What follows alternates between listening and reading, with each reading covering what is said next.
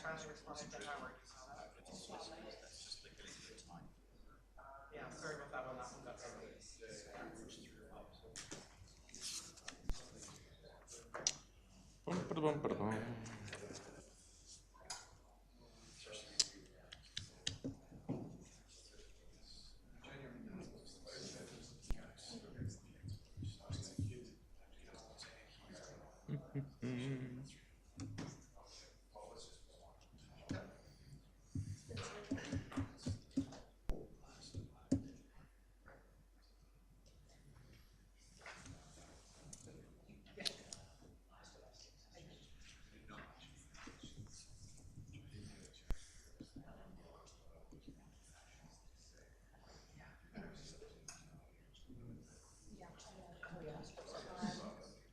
We're live? All right, I will call tonight's Committee of the Whole meeting to order. The first thing we'll have to do is adopt the agenda, but before we do so, I would like to advise that with regards to item 5B, the presenter is unwell today, sick, and will not be able to join us, so I'd be asking for somebody to remove that from the agenda, and then move the agenda as such. Councillor Reid? I'll move the adoption of the agenda unless 5B. Okay, great. And I would also add that Councillor Flowers is away this week. Any further comment on the agenda? No, call the question. All in favor? Opposed? None. And the agenda is passed. Which leads us to the previous minutes, which is normally Councillor Flowers' favorite thing to do. So we'll look for somebody else to move that. Mayor Janung? Happy to move. I read through our minutes thoroughly, saw no mistakes, so happy to move them. Thank you for doing that. Adopted. Any comments? Seeing none, all in favor? Carried, which moves us right into the agenda, starting with item 4A, the Calgary Metropolitan Regional Board. We're gonna have Mr. Copping and Mr. Clark presenting to us this evening. Thank you all. Good to be here. Feels like we were just here, because we were just here, because our last meeting was in this council chambers. So we appreciate the opportunity to present here today. Am I in charge of this, or will this? I'm in charge. I hit the buttons. Okay, thank you. So my name is Greg Clark. I think I've met most or all of you. I'm the chair of the board of the Calgary Metropolitan Region Board. And Jordan Copping is the chief officer of the Calgary Metropolitan Region Board. We're here to provide a brief update on the background and history of CMRB and some of the initiatives that we have underway for this year and years forward. My intention is to go relatively quickly through some of the background stuff. Jordan will take you through some of the initiatives that we have underway, but our goal here today is to answer any questions you have, to bring Cochrane Council up to speed on what we're doing, but really to have a Q&A as well, and just make sure you have an opportunity to ask us any questions you might have. So with that, I will move ahead. Briefly, the history of growth management boards in Alberta has gone from being mandated growth and servicing boards, where you have a group of municipalities put together under mandate by the provincial government, to a voluntary stance, back again now to a mandatory stance and a compelled group. So we're in that mode now. Up until about 95, it was mandatory. Then Premier Klein disbanded that, replaced by the Calgary Regional Partnership, a voluntary group. And then in 2017-18, we were put together again as a statutory board under the MGA. So we came into existence officially on the 1st of January 2018. This date is a little bit out of date if you paid any attention at all to our population increase here over the last little while. I know for sure that's hitting here in Cochrane, it's hitting all the way throughout the region. That is a good news story, not one that doesn't come without some challenges, of course. Growth always brings challenges, but at the end of the day, more growth is better than less. It's been a trend that have certainly seen. We are 8 municipalities now in the Calgary Metropolitan Region, as you see on the map here, and I would safely say well over 1.6 million people.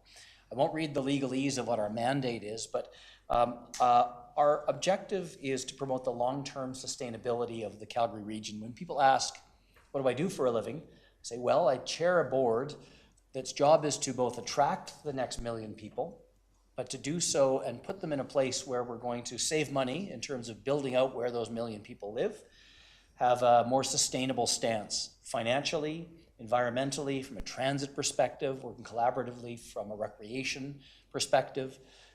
And it's not that we can't do these things on our own as individual municipalities, but we're so much stronger and better if we do that together.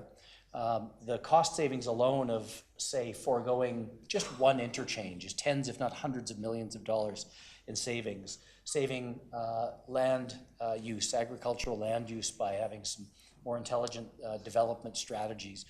Fresh water is a huge challenge in this region. Not a lot of our residents fully realize that there's about 40% of the population of the province of Alberta in the four walls of the Calgary Metropolitan region, but we have access to something like 4 or 5% of the fresh water in this province. It has been a challenge, will continue to be a challenge, and likely an increasing challenge over time. So there are, I think, a need to address that challenge, and also an opportunity, I think, to work differently and work better. Our vision statement, we underwent a very thorough vision process. I won't read the whole thing out to you, but in the spring of 2021, we worked together to create this vision statement. Some of the elements of that are, before you hear, the vibrant, inclusive communities. I've talked about creating that blueprint for growth. The quilt of rural and urban working together, we agreed as a board, was very, very important. Economic well-being, I was talking with Mike Corman before, and because this region's a very small place, Mike and I grew up together. One of the initiatives that Jordan will talk about is regional economic development. So one of our projects we have underway is looking at what can we do together to go to market as a region and attract those next businesses, those more jobs to the province, or to the region, perhaps to the province. And if they do come to this province, that they would land here in the Calgary Metropolitan region, and work together to do that in a sense that's saying, let's get that rising tide raising all the boats. And there's some tremendous opportunity there. Our environmental stewardship piece is a key focus for what the Calgary Metropolitan region's mandate is. I'd mentioned water before. And I know you spend a lot of time thinking about servicing. It's very expensive to work on to provide that servicing. And if there's a way to reduce those costs for all of our ratepayers by sharing some of those services and working collaboratively, that's a big part of the role of the Calgary Metropolitan Region Board, to facilitate some of those conversations and encourage some shared services and optimizing those services. My last slide will be a brief discussion on the structure of our board.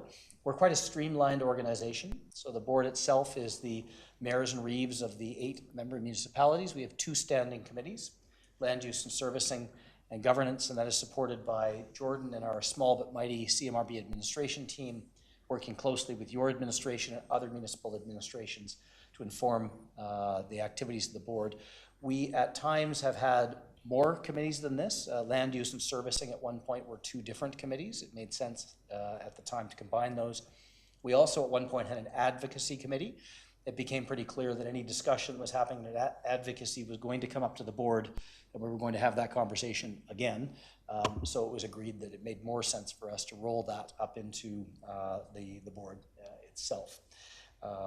So with that, I'm going to have Jordan talk about the benefits of regional cooperation and some of the ways that we're standing that up, and then happy to answer any questions you might have as well. Sure. Thank you, councillors. So benefits of regional cooperation, really why bother? As Greg already touched on, there's an opportunity to do things in a more cost-effective and efficient way. We can increase our competitiveness on the global stage through intelligent development, reducing commute times, allowing for the development of transit and that kind of stuff, attract the next wave of talent. What we're seeing is that with the availability of remote work now, people are choosing where they want to live and then getting a job. And so before, it really was the issue of I'll go where there's a job, and we're now starting to see that flip a little bit. So ensuring that we are aware of that trend and being able to be in front of it. Reduce land consumption, reduce intermunicipal conflicts. Unfortunately, in the decade leading up to the creation of the CMRB, our region had the unenviable position of having the most 690 challenges. while, is an appropriate tool to, I would say, smooth over disputes between municipal neighbors, what it does is it creates a large degree of uncertainty for business. You don't know if you get approved for something, is it gonna go before, then MGB, now LPRT? Are you gonna see you're gonna have to probably get intervener status, move in, it may or may not move ahead, and also it just causes delays, which causes increased in costs.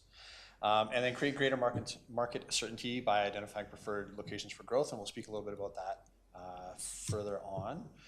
So the growth and servicing plan was completed and approved by the board on May 21st of 21. It then went to the minister for review and approval. Minister sought board input on changes in March of 22, accepted feedback from the board. The board decided it would not send a single unified piece of feedback to the minister, but that each board member, or each member municipality, I should say, would be able to respond on their own. And then the minister finalized and approved the plan on July 11th, and it came into effect on August 15th of 2022. The minister directed several significant changes to the plan and to the Regional Evaluation Framework, or the REF. So the major change to the plan was the creation of the rural employment areas. So the minister felt that what was lacking in the plan was for a low density employment area. And so if you think about, there's a more robust definition in the plan, but if you think about something that requires a lot of space, but not necessarily a lot of staff members, such as like pipe yard, lay down facility, those kinds of things, RV storage, you're really looking for that. And you put some restrictions or guidelines around where they can go. Can't be in a preferred growth area and has to be 2 kilometers away from preferred growth area. The other significant change the minister made was really to do with which applications had to come through the Regional Evaluation Framework, or REF as we refer to it. I won't read through here, but really what the minister kind of split it out and said, if it's a smaller development, either within a preferred growth area or without a preferred growth area, it doesn't need to come through the Regional Evaluation Framework. However, the minister was very clear that all policies of the growth plan pertain to development, whether they need to go through the REF or not. The minister was really strong on that point, and so actually added that policy into the REF. So the regional growth structure, preferred growth areas, there's 3 preferred growth areas, urban municipality, so there's 7 urban municipalities, you can see outlined in yellow on the map. Joint planning areas, there's 4 joint planning areas. Cochrane is the only member who is not a member of a JPA. At the time of developing the growth plan, there was talk of creating a JPA between Cochrane and Calgary, kind of stretching along the 1A there. However, the consultants that put this forward identified the 4 locations of the JPAs as places where you're already seeing significant growth, and the region is likely to see very significant growth in the future. The reason for the JPAs is the consultant identified those places as these are areas of special growth that require an even heightened sense of cooperation amongst the members. So you can see there, JPA 1 is Airdrie, Rocky View, and Calgary, 2, Calgary, Rocky View, and Chestermere, 3, Okotoks and Foothills, and 4, Foothills and High River. Hamlet growth areas, there's 3 in each urban or rural municipality, I should say. You can see they're outlined on the map in Rocky View County, Bragg Creek, Harmony, and Langdon. However, in Foothills, at the time of completion of the plan, the county did not feel confident stating which hamlets they wanted to be hamlet growth areas. So the board made a decision to structure the plan that essentially the location of those was TBD. There are certain requirements about where new hamlet growth areas can go, so as long as those 3 hamlet growth areas adhere to those requirements, they don't need to come to the board for location. Last point I just want to make is that if there's an existing ASP that was planned and passed prior to January 1st, 2018, or was approved under what we call the Interim Regional Evaluation Framework, IREF, they are grandfathered and come in. They can be amended to conform to the growth plan, but cannot increase the overall population. So if you want to change the configuration, say of a residential development, outside of the growth area, and you can see all the gray that's on the map is planned lands. It's a little difficult to see on the screen there, but you can see that's all planned before the growth plan or before CMRB came into existence. So as per the regulation, they are allowed to proceed, but if they want to get changed, the population can't grow. You can just change how it looks on the landscape. So the plan, the board was really strongly believed in using a fact-based approach to developing the growth plan so that we could use a scenario. And really what you see here on the screen, the reductions are from business as usual scenario. The consultant did 3 scenarios, 1 business as usual, a transit-oriented development, and then a higher density development. We went out, consulted on those 2, came back, the consultant developed a 3rd scenario, which we call the synthesis scenario. Very exciting, I know.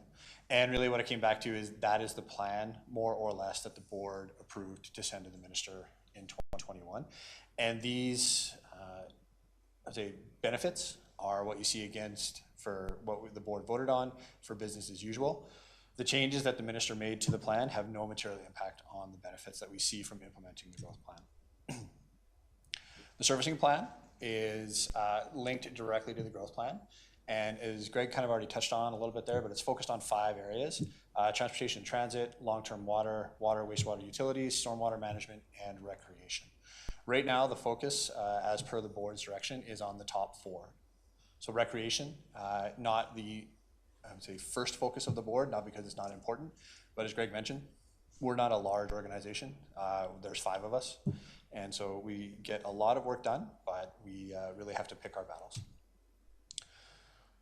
So here are some of the current initiatives that we're working on. They're new, they were, I guess, new last year, but we didn't get a chance to get to see you folks here until right now. So the deal or digitization of existing and approved land use really shows, is what was underlying that map where I showed the region. It shows what is being approved or built and where. And that really allows us to do the scenario planning that the consultants wanted to do. And we're updating that because it has been 4 years since we did that. As Greg mentioned, we're in the throes of developing the regional economic development vision and framework. We've interviewed 3 member municipalities. The other 5 are on the books here to be done, I believe, by the end of the month. Excuse me. And as I mentioned, we'll do these interviews as well as a gap analysis being done by the consultants. We'll really look at, are there any gaps existing, and how does the region want to work together to as Greg already mentioned, grow our regional GDP and really employ the next 1 million people that are coming to the region. Since the inception of the board, Indigenous relations has been very important, and we have hired a consultant to help us navigate this very important area. So we're on version 2 of our Indigenous relations strategy, and we're working on continued learning about history and experiences through attendance at Indigenous celebrations around the region, as well as inviting Indigenous nations here. We've had presentations from MNA 3, which was here the last board meeting that we had, as well as from Siksika Nation earlier last year. We're working on co-create initiatives such as additions to reserve framework, and then also just kicked off our stories for the land with our Indigenous stakeholders.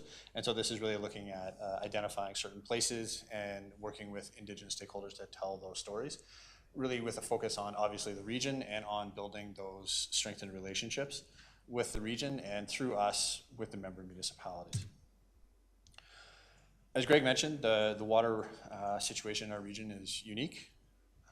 And so part of it for us is to look at a situational summary of where we are and then update what we called our water roadmap. But really the focus will be on shared water servicing, water, wastewater, stormwater, water protection, and really getting every use out of the drop of water that falls in our region. The Regional Transportation and Transit Master Plan, or RTTMP, our region is massive, it's 9,000 square kilometers. And so really what we're looking for is to scope it so that we can ask the appropriate questions when we go forward and do a regional transit and transportation master plan. That will really help us maximize our existing infrastructure, get the most out of it that we can, figure out the most impactful way to build the next infrastructure, and ensure that we're able, not only that our roads move people effectively, but also goods and services, lifeblood of our economy. JPAs I kind of touched on a little bit earlier. The only point I'm going to make here is that the terms of reference for those have to be filed with the board no later than February the 15th. And then the context studies for those 4 JPAs are due August 15th. And it says 2024 on this slide, but that is incorrect, it's 25. So apologies for that. The last piece that we're working on, environmentally sensitive areas. The regulation required the board to develop a definition of environmentally sensitive areas and then policies around how to protect environmentally sensitive areas. During the development of the growth plan, we developed kind of that definition. And really what the ESA database is to allow all 8 member municipalities to compare apples to apples across the region, because every member is doing this kind of work. It's just being identified slightly differently from all 8 members. The important thing that I really want to highlight here is that this is development oriented. So we're not asking every member to go out and do a survey of every square kilometer of their municipalities.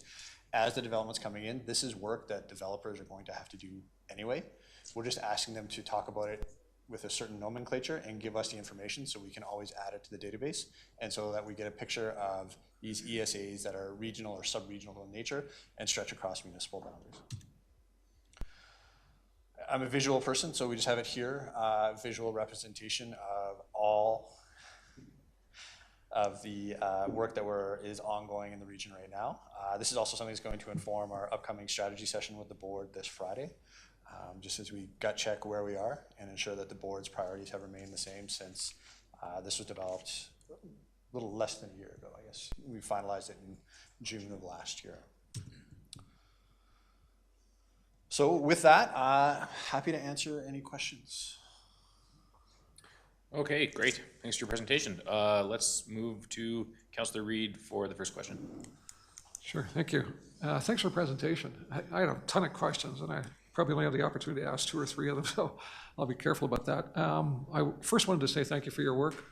I think our representative on your committee, our mayor, has done an excellent job in reporting back to our council, at least from my perspective, in terms of the way things are headed. So I think it's all heading in the right direction. Yeah, I'll start with the last question, I guess, first. You know, the new initiatives, the 5-year draft plan, there are a lot of very complicated issues there, and recognize there's interconnectivity between them.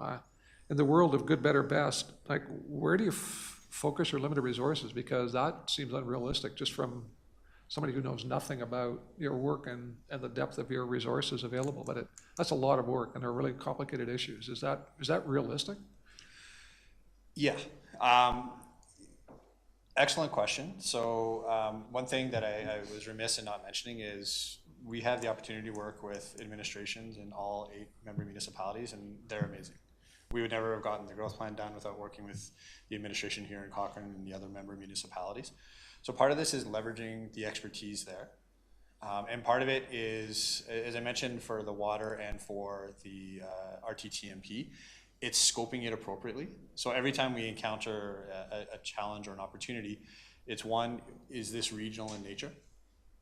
Does it affect multiple municipalities within the region? And secondly, can we as a region, bring benefit by getting involved? And so if there's even, a subset of the RTTMP that the answer to either of those questions is no, then that's not an appropriate level for us.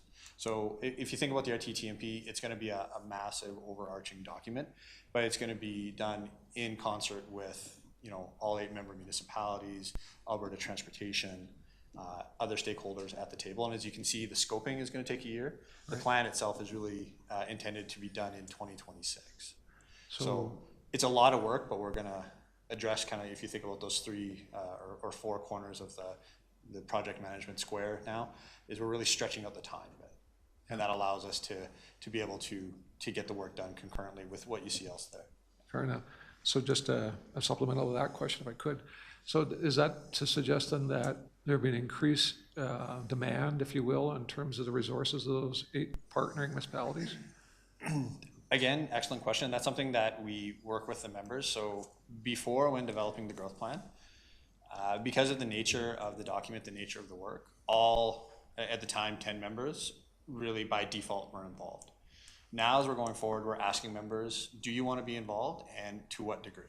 So for 2 of the initiatives that we're working on under the Indigenous Relations Strategy, we have 3 members working on the draft, if you will, and 2 other members who are on the review, and then other members who are like, you know what, I trust my colleagues and I trust the CMRB, and we'll see this when it comes to the committee. And so members are starting to pick and choose where they want to expend their resources, what's important to them. Okay, so we have to budget appropriately for those resources in terms of being able to participate effectively. We do, and I think this, you asked an excellent question. The strategy session we're holding this Friday is going to review this exact Gantt chart with a little bit more detail in terms of what our resourcing status is right now. Most of what you see on there are either scoping or study phase. We also outsource or engage consultants to help us on these things. So we're expanding the team. But if the board says, you know, this is great and we'd like to do more, then we're going to be having some conversations about, okay, so how do we resource that? Because Jordan and team are working incredibly hard, but they are pretty much at the limit. Right. So if there's a desire to do more, either we say, well, that means we need to dial back in one or more of these things, or we need to think about ways of resourcing it beyond that. So, that's, yeah. So to be clear then, the plan as such can be resourced with your current staff, Yes. plus support from the municipality. And then if you need to go deeper, not necessarily this list, but in additions to it, you would go to consultants, which the No municipalities. consultants. So this is supported by CMRB staff, supported by administration, and we have a budget approved by the board that covers consultants that support this current work. Okay. So the current budget for 23 and 24 covers what you see there. We're fully budgeted and staffed to the scope of work that you see there.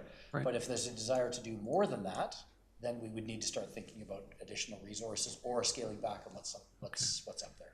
I could ask one more question. I Fire away, there's not that many lights, keep going. No other lights on? Oh.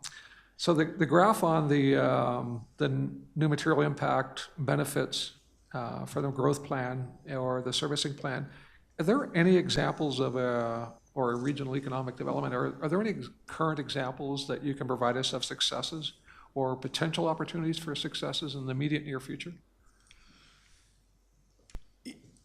So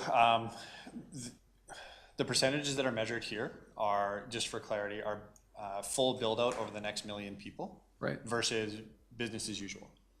So these will be incremental, definitely at the start. In terms of immediate successes, yeah, I mean, really looking at the regional economic development framework, looking at our Indigenous engagement, where we are starting to see that traction. And then lastly, it's just really important to note that, say, for the RTTMP, while we're in the scoping stage for it, Right. previously we had done what was called the North and South Calgary Regional Transportation Studies. And out of that came a top 20 infrastructure asks for our region. That's what Alberta Transportation is currently using for their medium-term planning for our region. Okay. And so we have the opportunity to get them at the table for the RTTMP and really look out that longer term and really be masters of our own fate in terms of transportation will say, listen, this is what you guys said you needed. We're happy to start to fund that. Yeah, I guess what I would ask in a year's time when you come back, if you could list the successes that you've had over the last year. I think in terms of representing the taxpayers that we do, we want to be able to show some benefit. Sure. I mean, don't get me wrong, I see the benefit and I appreciate the benefit and recognize it will go long beyond my lifetime. And that's the dream or vision. But I think, the taxpayer was probably looking for some more immediate benefits, so we're working on this particular opportunity, economic development opportunity. Could it be IT or computing or technology or something like that?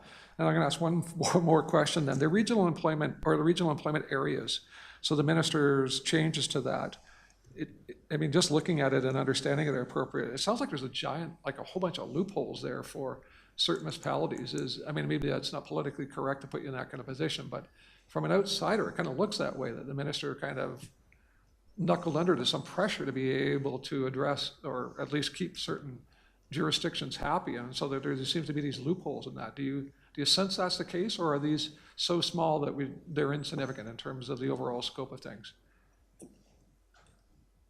I would never be so bold as to guess why the minister did something. Fair enough. What I can say is that the minister was really clear on what the rural employment areas are and also what they're not. And so you're really looking at this low density and low service needs type of development. And that's why I referenced, like RV storage or a lay down yard or those types of things where you're looking at a larger footprint, Yep. but fewer people. And the minister was pretty clear on that. And it was pretty clear in the fact that there has to be that separation, so 2 kilometers from preferred growth area and 2 kilometers from another rural employment area. So if there was a concern among some of the members of daisy chaining, 4 together, that kind of thing, then you would see, so the minister really stepped in and said that that's not what this is for. He just felt, the minister at the time just felt that there was something missing for, say, if someone wanted to build, I don't know, like I said, RV storage or something along those lines.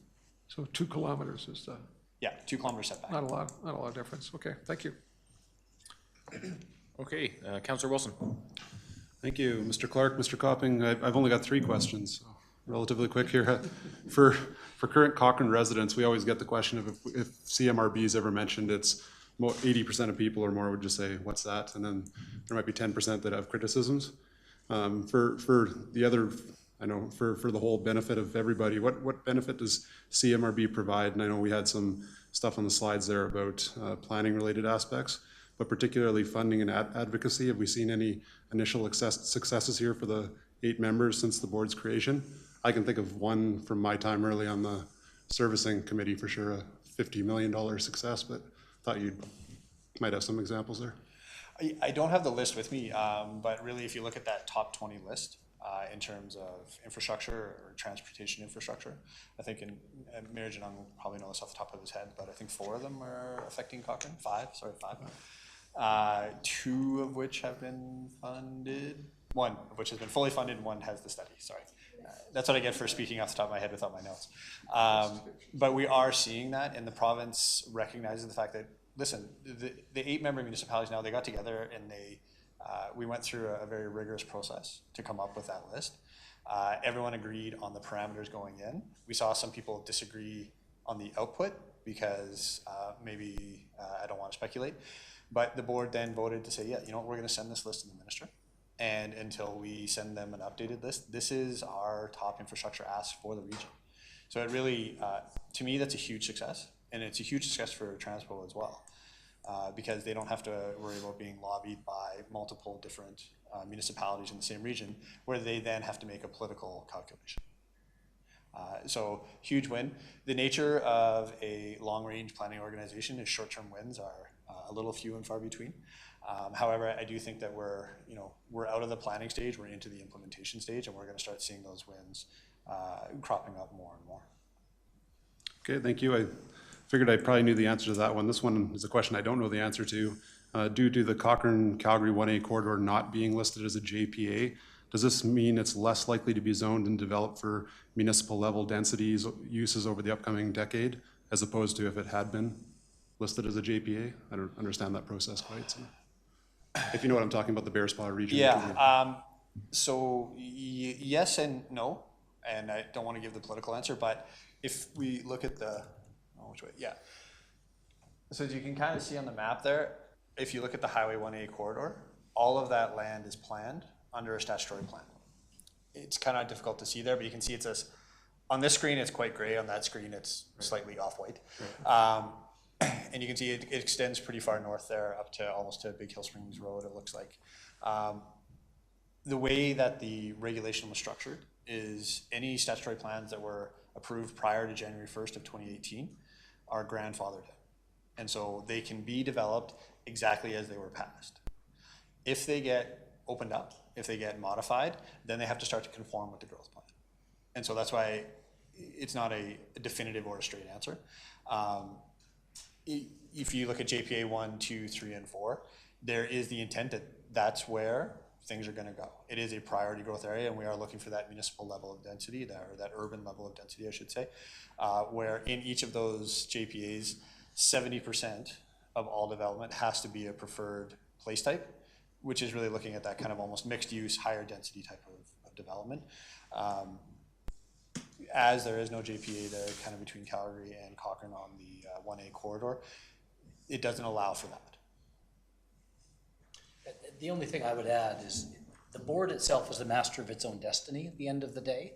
So if there is a proposal that fits with the growth plan, the board can approve it even outside of JPA. But at the end of the day, as Jordan likes to say, that the purpose of the joint planning area is certain things are meant to go in certain places.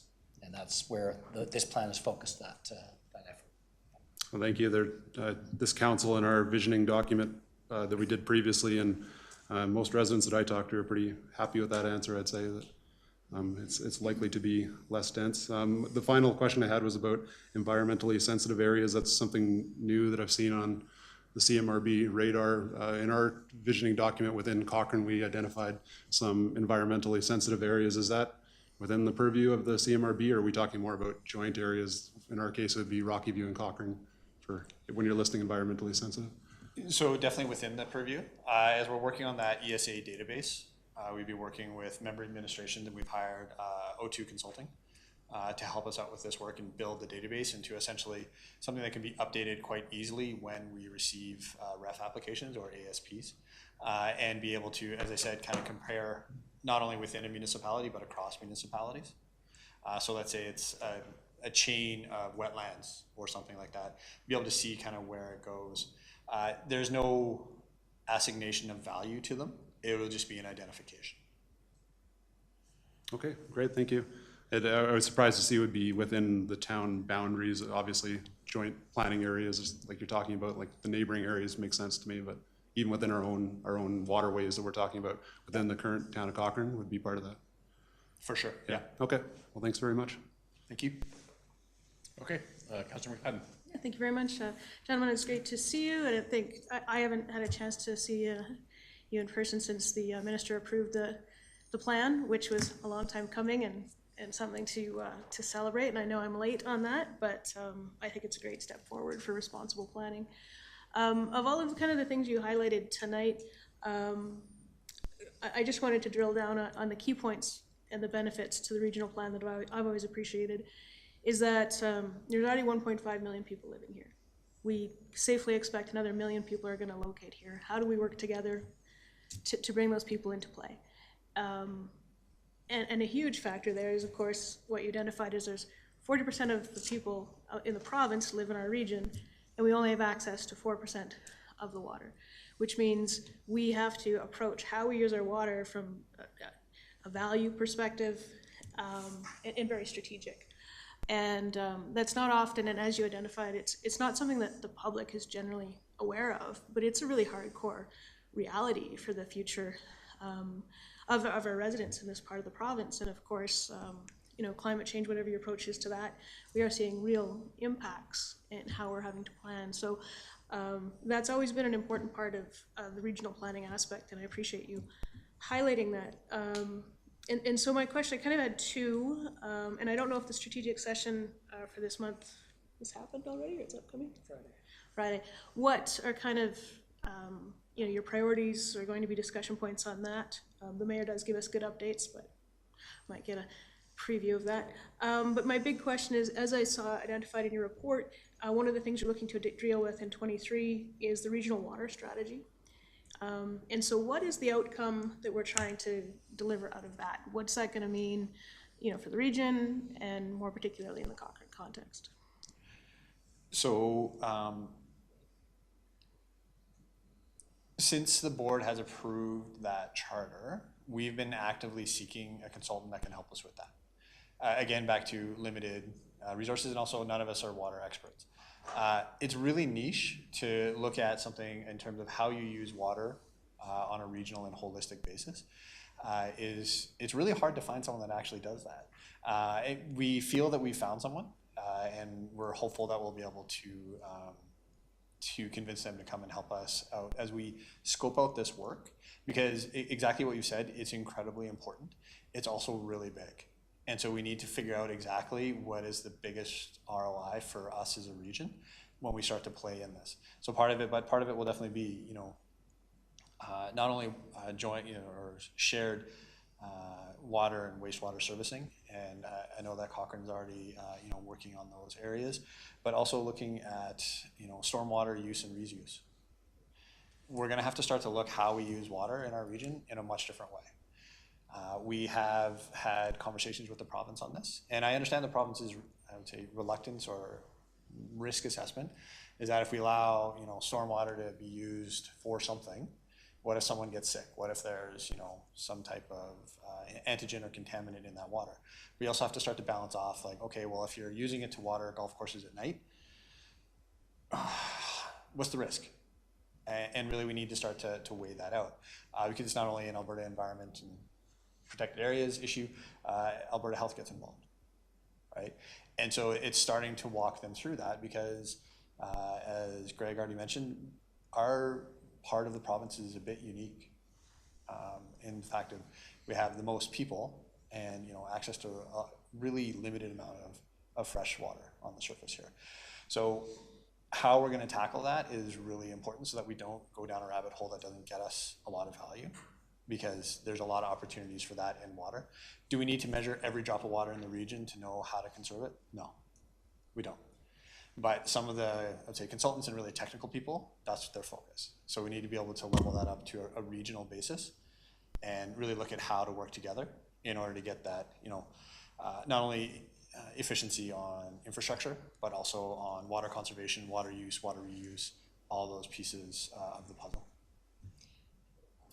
So if I may, so, I mean, obviously, not only ourselves, but other smaller municipalities in the region, always, you know, the big question is, you know, how much capacity does our water license have, and what's the solution to get, you know, more water license? It's been an ongoing conversation in our municipality, you know, for decades.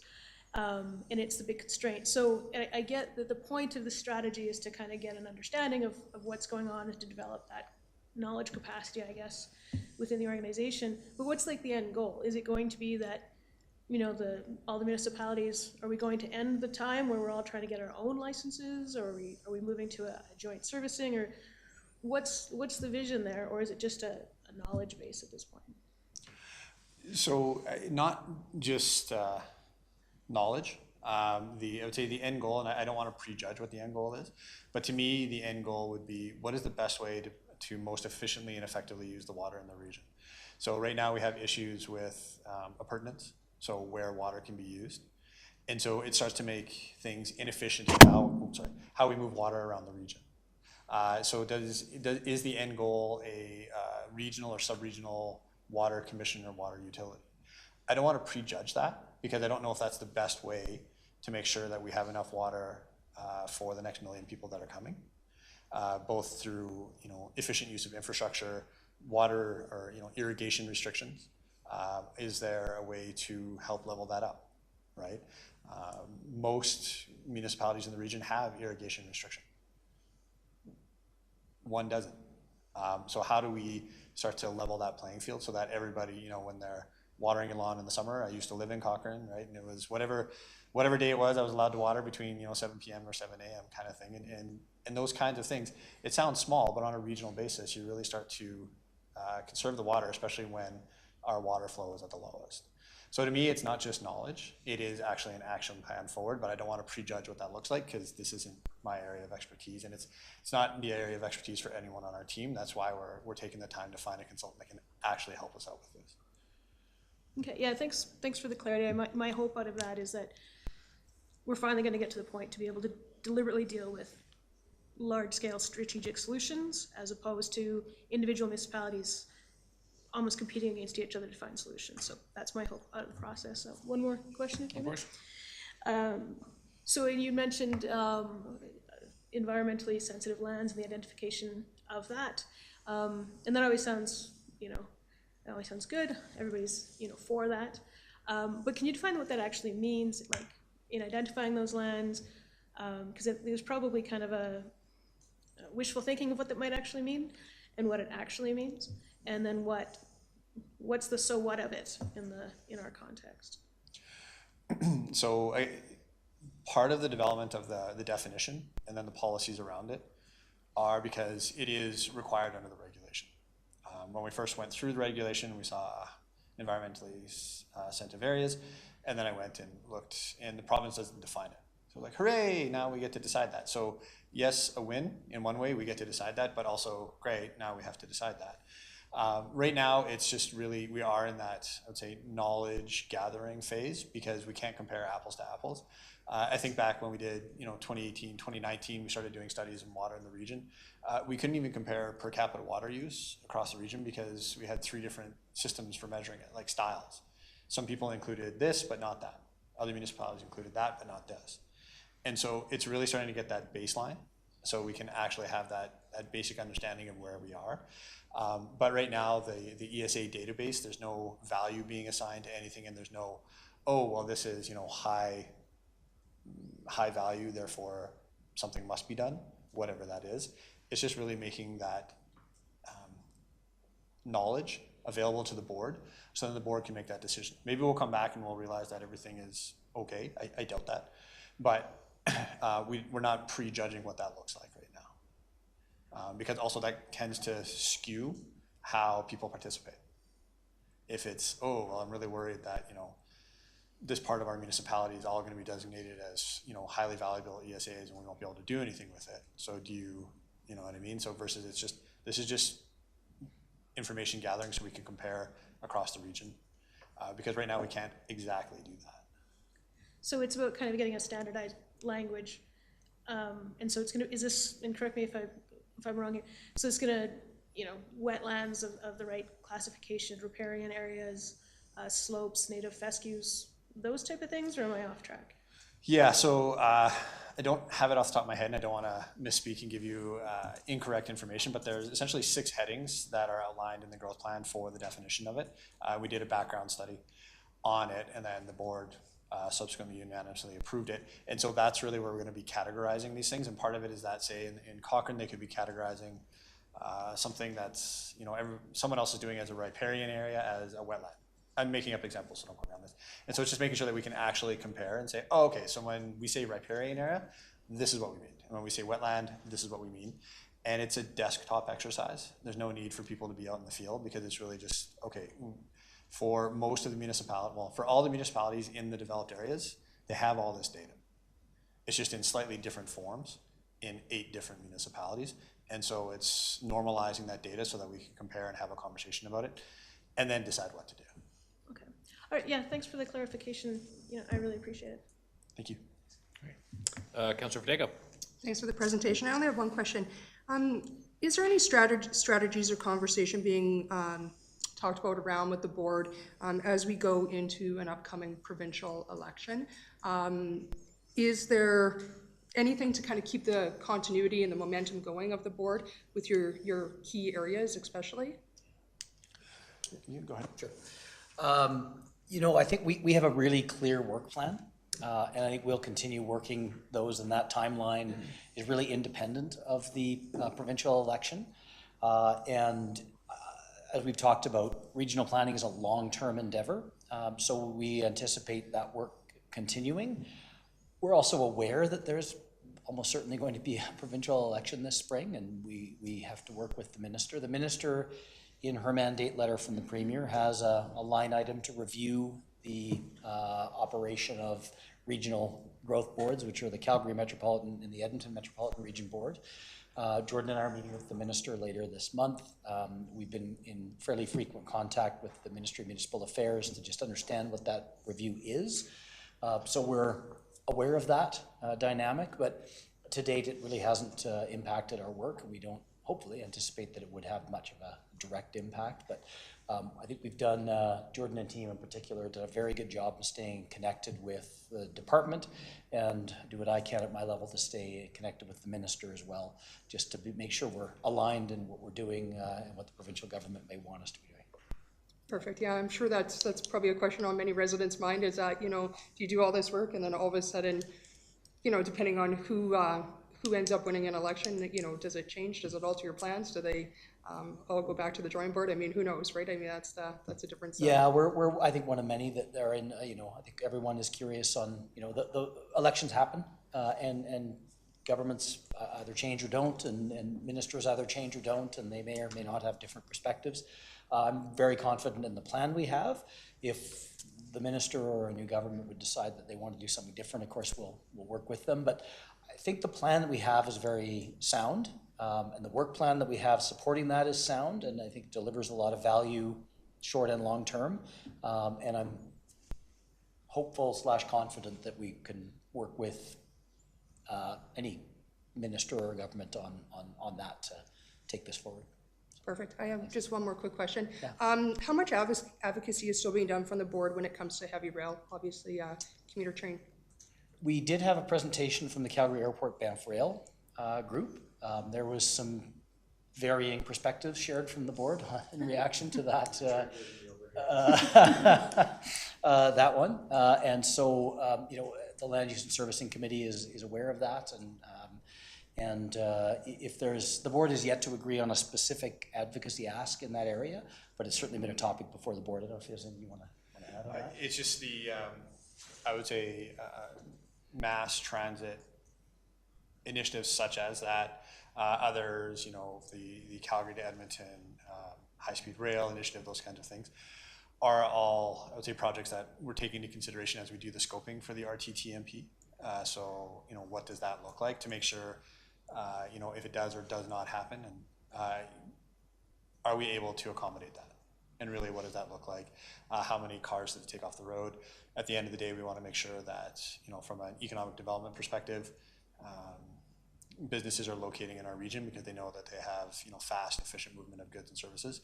And so, you know, always looking at ensuring that our major arteries for sure are there for that economic growth aspect of the transportation network. Perfect. Thank you. And over to Mayor Janung. Yeah, thank you. First of all, I appreciate all the questions, thoughtful questions from my colleagues tonight, and appreciate your attendance here this evening. I don't have any questions other than I just wanted to maybe touch on a couple of points that were raised tonight, just around setting priorities. The board is embarking on that on Friday as a bit of a gut check and strategic session, as has been outlined. But similar to ourselves, we're setting priorities, assigning resources, and then checking capacity levels. So I think that conversation has come up a lot in our organization, and now I see it surfacing here. So it's not a new one to us, but a relevant one in this work as we embark on the regional exercise. One of the things that I think is important that maybe wasn't talked about tonight was the exercise of going, well, a little bit by Jordan, scoping to doing. A lot of the nature of the work has been planning the plan, building the plan, and now we're actually getting to exercise the plan, and that has been shared tonight. It's a long range exercise, not always fruitful in the short term, so it needs a little bit of political fortitude to carry on with the plan. So I believe we have that. Some of the successes, in my view, other than the ones that have been talked about, is that the simple fact that we're working together. We're in the same room, we're having conversations with one another. That is going to be fruitful and have real tangible examples. I love the question, Councillor Wilson, that maybe every year as a part of an annual exercise, we deliver those to the entire region about what the savings were, or whatever the tangible is, what the KPI. But there are starting we are starting to have conversations with one another about how we can share water lines, waste water lines, etc. In sharing and saving money for our shared constituents. Lastly, I would just say thank you to both of you gentlemen. We're very lucky to have you at the CMRV. I think it's evident with the level of expertise that the two of them have been able to answer all of the questions tonight, that they are dedicated to this work, and I appreciate working with both of you. Thank you for being here.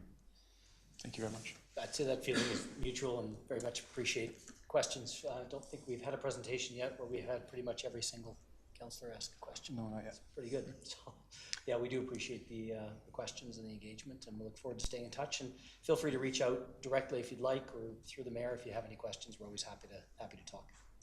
Okay, excellent. Does anyone from administration have any questions or anything to add? No? Did our presenters have anything else that they'd like to add before we wrap up? Okay, great. And that gives me the final word. I actually have nothing else to say. It's been a very good discussion. It's been very fulsome. Thank you for joining us. As everyone else said, it's been a pleasure. All right.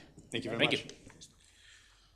So before we head into our next item, I would suggest we do one more item and then take a quick bio and cell phone break. Does anybody need a break now, though? Are we good? All right. Seeing nobody raise their hands, let's move into item 5A. That's Bylaw 01-2023, Land Use Amendment at 320 Powell Street. And before Ms. LeGros gets started, I would just add, anybody who's paying close attention to the agenda may realize this is the first time we've had a first reading come to us for a land use designation or change. And my understanding is this is a new process we're going to be doing in these strategic planning sessions, so that we're able to really give feedback on things and ask questions before it gets to first reading, because that has that's been a way of causing some confusion in council meetings. So with that, I'll let you take it away. Okay. Good evening. I'm here this evening to present a proposed land use amendment at 320 Powell Street for comments and questions. 320 Powell Street is a vacant 0.3 acre parcel that is located within the east end and is identified by the blue box on the screen. The subject property is adjacent to a 10-unit townhome development to the north, a 3-story apartment to the west, and single detached dwellings to the south and east. The property is currently zoned Residential Low Density District, or RLD, where the purpose is to provide for traditional residential development in the form of single detached dwellings and other compatible uses. Bylaw 1-2023 is proposing to redesignate the property to Residential Mixed District, or RMX, where the purpose is to accommodate a diversity of housing options in the form of single, two-dwelling, and multi-unit dwellings, as well as uses that are compatible with residential in new areas and appropriately scaled infill developments in older neighborhoods. This district also enables greater efficiency in the use of existing infrastructure. The proposal aligns with the Cochrane Strategic Plan in Principle 1, Responsible Growth Management within the Municipal Development Plan, as it meets the needs of a growing population by providing an opportunity for various housing forms while using limited built resources. The application also aligns with Pathway 9 and 11 in the Cochrane Sustainability Plan. Pathway 9 describes success as housing options that are diverse, accessible, safe, and affordable for all income levels. And Pathway 11 includes a target of increasing density within the 2009 footprint. The subject is within the Lower East Neighborhood Plan, which was approved by bylaw in 2002. The proposed amendment aligns with the policies in the neighborhood plan, except for the land use concept map provided on the slide. The intent of the concept map was to show how future subdivisions and development will occur within the community. The map shows that the west portion of the property is planned for medium density development, shown as green, and the east portion of the property zoned for, or planned for, low density development, shown in red. However, it should be noted that Figure 8, housing type within the neighborhood plan, identified 320 Powell Street and the adjacent properties as townhomes and apartments or fourplexes, which is identified by the brown and yellow on the map. The main difference between the RLD and the RMX districts are the allowable uses, which are outlined on the slide. The RLD district only allows for the development of single detached dwellings, while the RMX district allows for a variety of dwelling types, including single detached, semi-detached, and multi-unit dwellings with up to 8 units. The districts have the same required setbacks, building heights, and lot coverage, except when it comes to multi-unit dwellings. Within the RMX district, multi-unit dwellings are allowed to be built to a height of 13 meters instead of 12 meters and have a lot coverage of 60% instead of 55%. The proposed application was circulated to internal departments and external agencies. No concerns were received. A notice of application sign was posted within the front yard, and letters to adjacent landowners were mailed out. We received 5 responses from the public where they expressed concerns with the potential impact to their property values regarding the fact that the area already seems congested and that the proposal will result in an increase in traffic and parking. The public will also be able to provide their comments at the public hearing, which is planned for a council meeting in February. That concludes my presentation, and I'm happy to answer any questions that you may have. All right, over to who's first? Councillor Reid. Yeah, thank you for your presentation. It seems to me the added variety of the types with this is advantageous in terms of the move, and I know that the chair would probably indicate that the COW is not a place to approve motions, but essentially, it seems advantageous and supports the kind of, this council's goals in terms of moving forward. The two questions I had were, the west on Ross Avenue and west on the Suffolk property, most of those properties are located within the MRX district or the residential high district. Is that an issue or concern from the planning department? Do you want me to repeat that question? Yes, please. So the west on Ross Avenue and west of the Suffolk property, and most of the properties located are within the MRX district or residential high district. Is the planning department see that as an issue with this property because of that? Through the deputy mayor, I do not see a concern with that. From my perspective, it actually helps the application because it is consistent with the other properties in the neighborhood and nearby. Good, thank you. I thought so. And if I could just ask one other question. So this council and clearly citizens have been concerned about parking. Parking issue wouldn't come up at this phase, it would come up at the development plan phase. Is that correct? That's correct. When an application is received for development permit, we'll look at that with regards to the regulations in the land use bylaw. Okay, thank you for your presentation. It was really thorough. Thank you, Councillor Reid. Councillor McFadden? Yes, thank you. I think I just have two questions, but you never know. The first question, is it the intent to combine the two lots into one lot for the development? Through the deputy mayor, it is one lot currently. It does show as two legal parcels, but they have been combined and they're on one title. They are considered one property. Okay, that reminds my confusion. And then the second piece is around the public engagement. I think it indicates here that there'll be a public hearing, but following this meeting, public members can still engage with us and share their opinions up until when? The plan right now is that the public hearing will be held the first council meeting in February. So they can reach out to administration with any comments or questions up until then. And so, yeah, I think that's February 13th. Excellent. Thank you very much. Okay, Councillor Fidego. Just one quick question. I know that under permitted use, a fourplex could be built. If it goes to an eightplex or if it changes, does that come forward to CPC? It's a discretionary use, or does that get decided amongst administration? I know that there's been some changes there. Through the deputy mayor, if it is up to 8 units and meets all the regulations within the bylaw, it can be decided on by administration. If a variance is required to parking, lot coverage, or building height, it will go to over 10%. It will go to the Cochrane Planning Commission for a decision. Okay, and for the concerns that have come in so far, I imagine you're not providing, there's no answers being given, it's just kind of listening to the questions, taking them in, and then saying that, you know, there'll be further discussion later on? That is correct, and will be considered, and sometimes I reference the bylaw and the regulations that will have to be considered later on. Okay, perfect, thank you, that's all I have. Any other questions or comments from council? Okay, anything else from administration? No? Anything else from our presenter? Nope. And that leaves just me, and I have nothing else. Thank you very much for coming. Thank you. Everybody gets a turn to talk.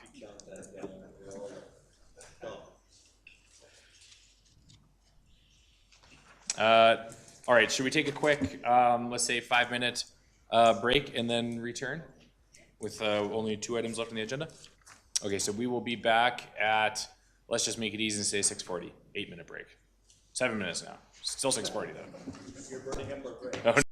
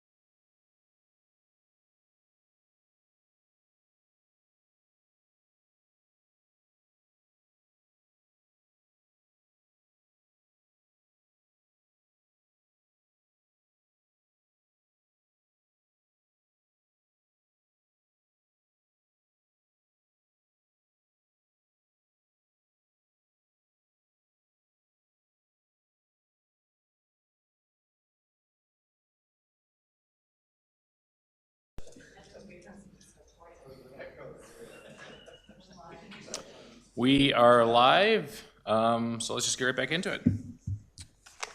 Next item is, so it was originally going to be 5B, the audit plan, but again, that one has been deferred, so we'll move into 5C, the 2023 assessment overview. Ms. Butts, can you please come forward and present it to us? Thank you.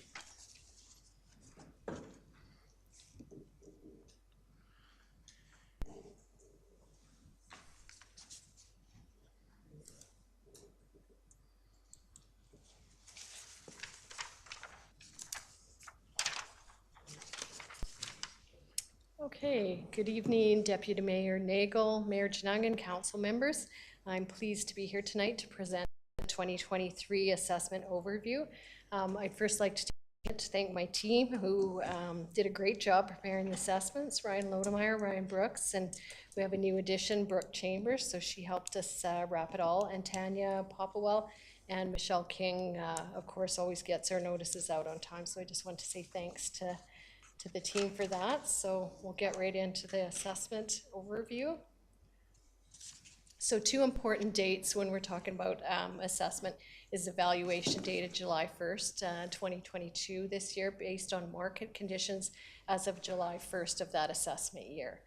Condition date, December 31st, so reflects the physical condition of the property as of December 31st of the assessment year. So anything that's done to the property, you added a basement or anything like that will be included in your assessment value for that year. Next, we'll look at the assessment split. So on the 2022 taxable assessment split, this is excluding our CRL, it was 89.53 for the residential, 10.47 for the non-res. So looking at the 2023 taxable split, the residential has increased to 9.29 and the non-res has decreased to 9.71. Now looking at the split including the CRL, so if we include those assessments in that, we would see a split last year of 87.69 for the residential and 12.31 for the non-residential. Taking 2023 into account, now we're at 88.65 for residential, 11.34 for the non-residential. So what happened this year?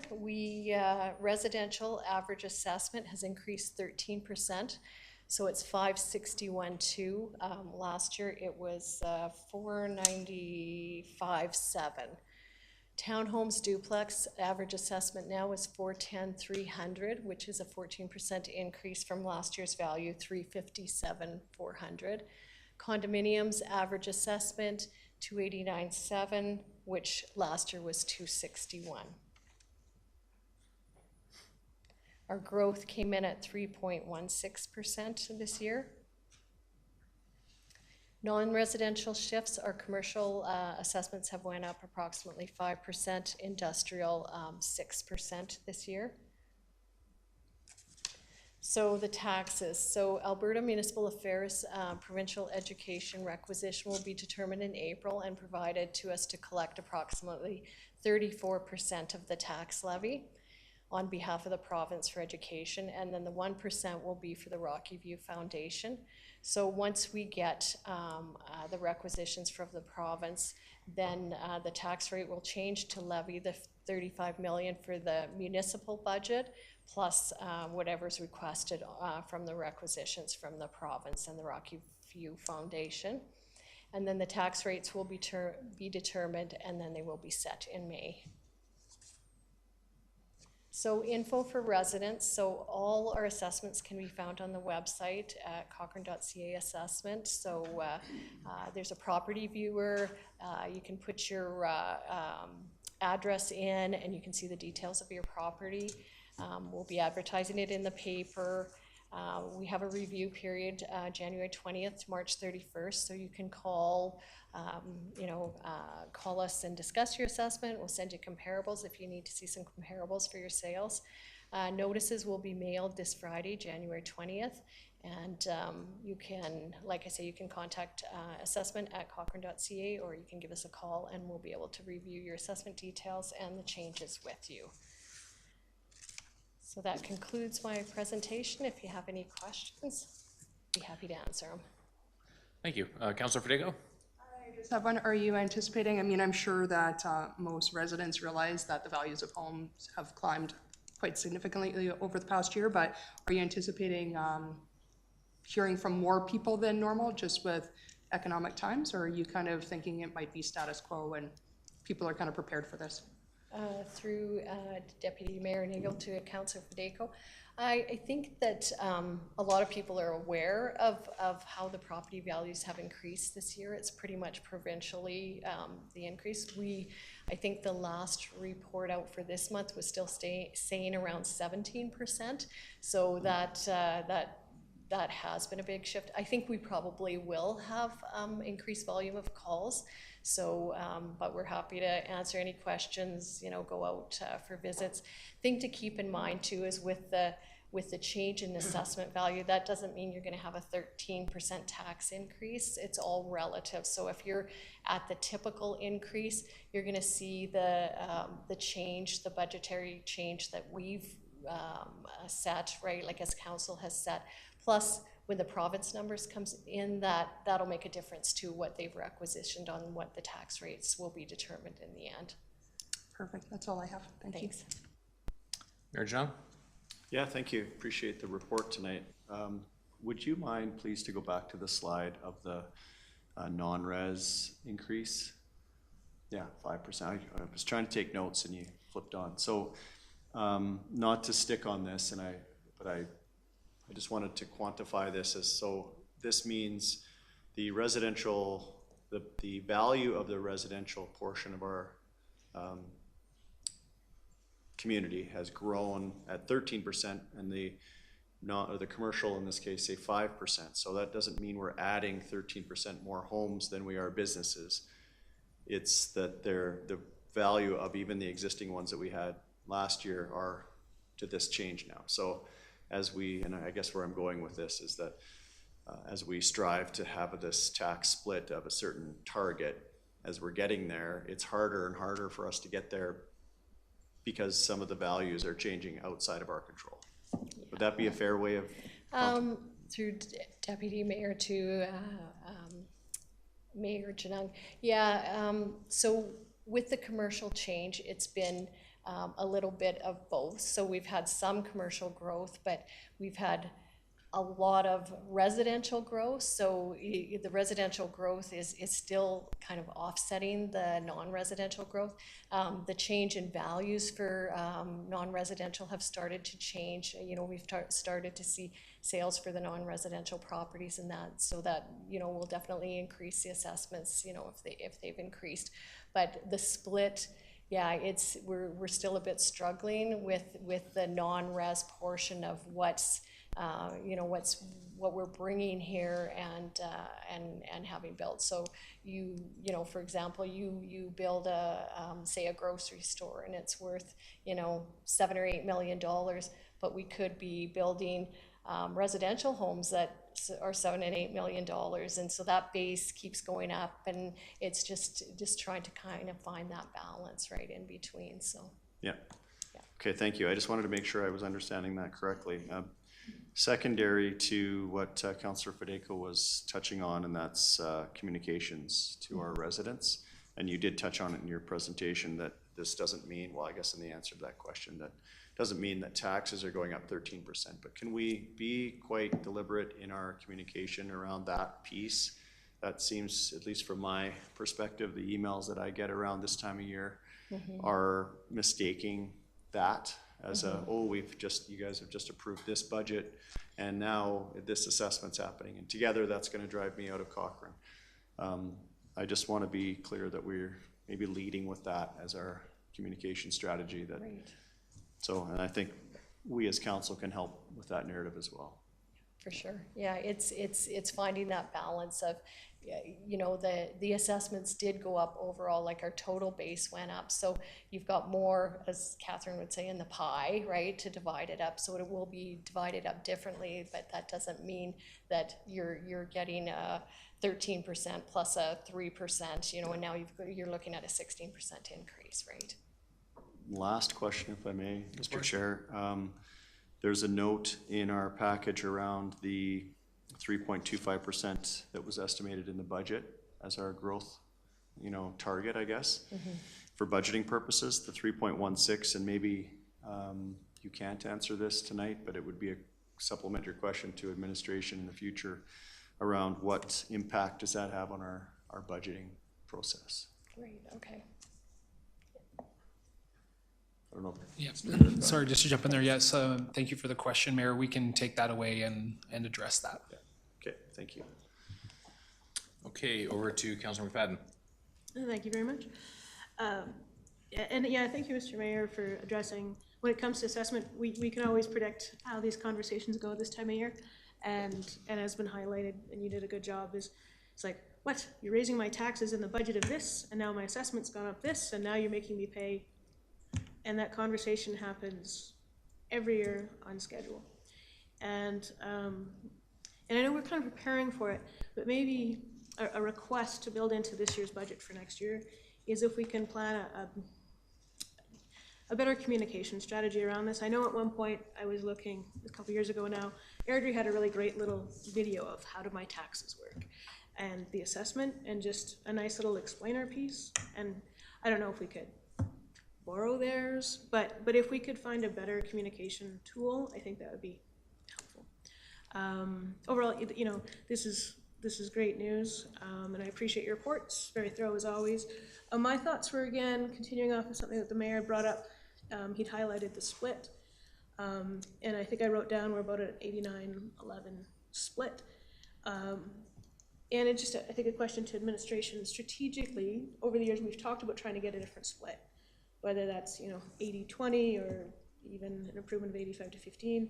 Where in our decision-making cycle this year are we going to be able to have that conversation about that strategy? Like, what target do we actually want to aim for? How do we approach that through our development approvals to make that possible?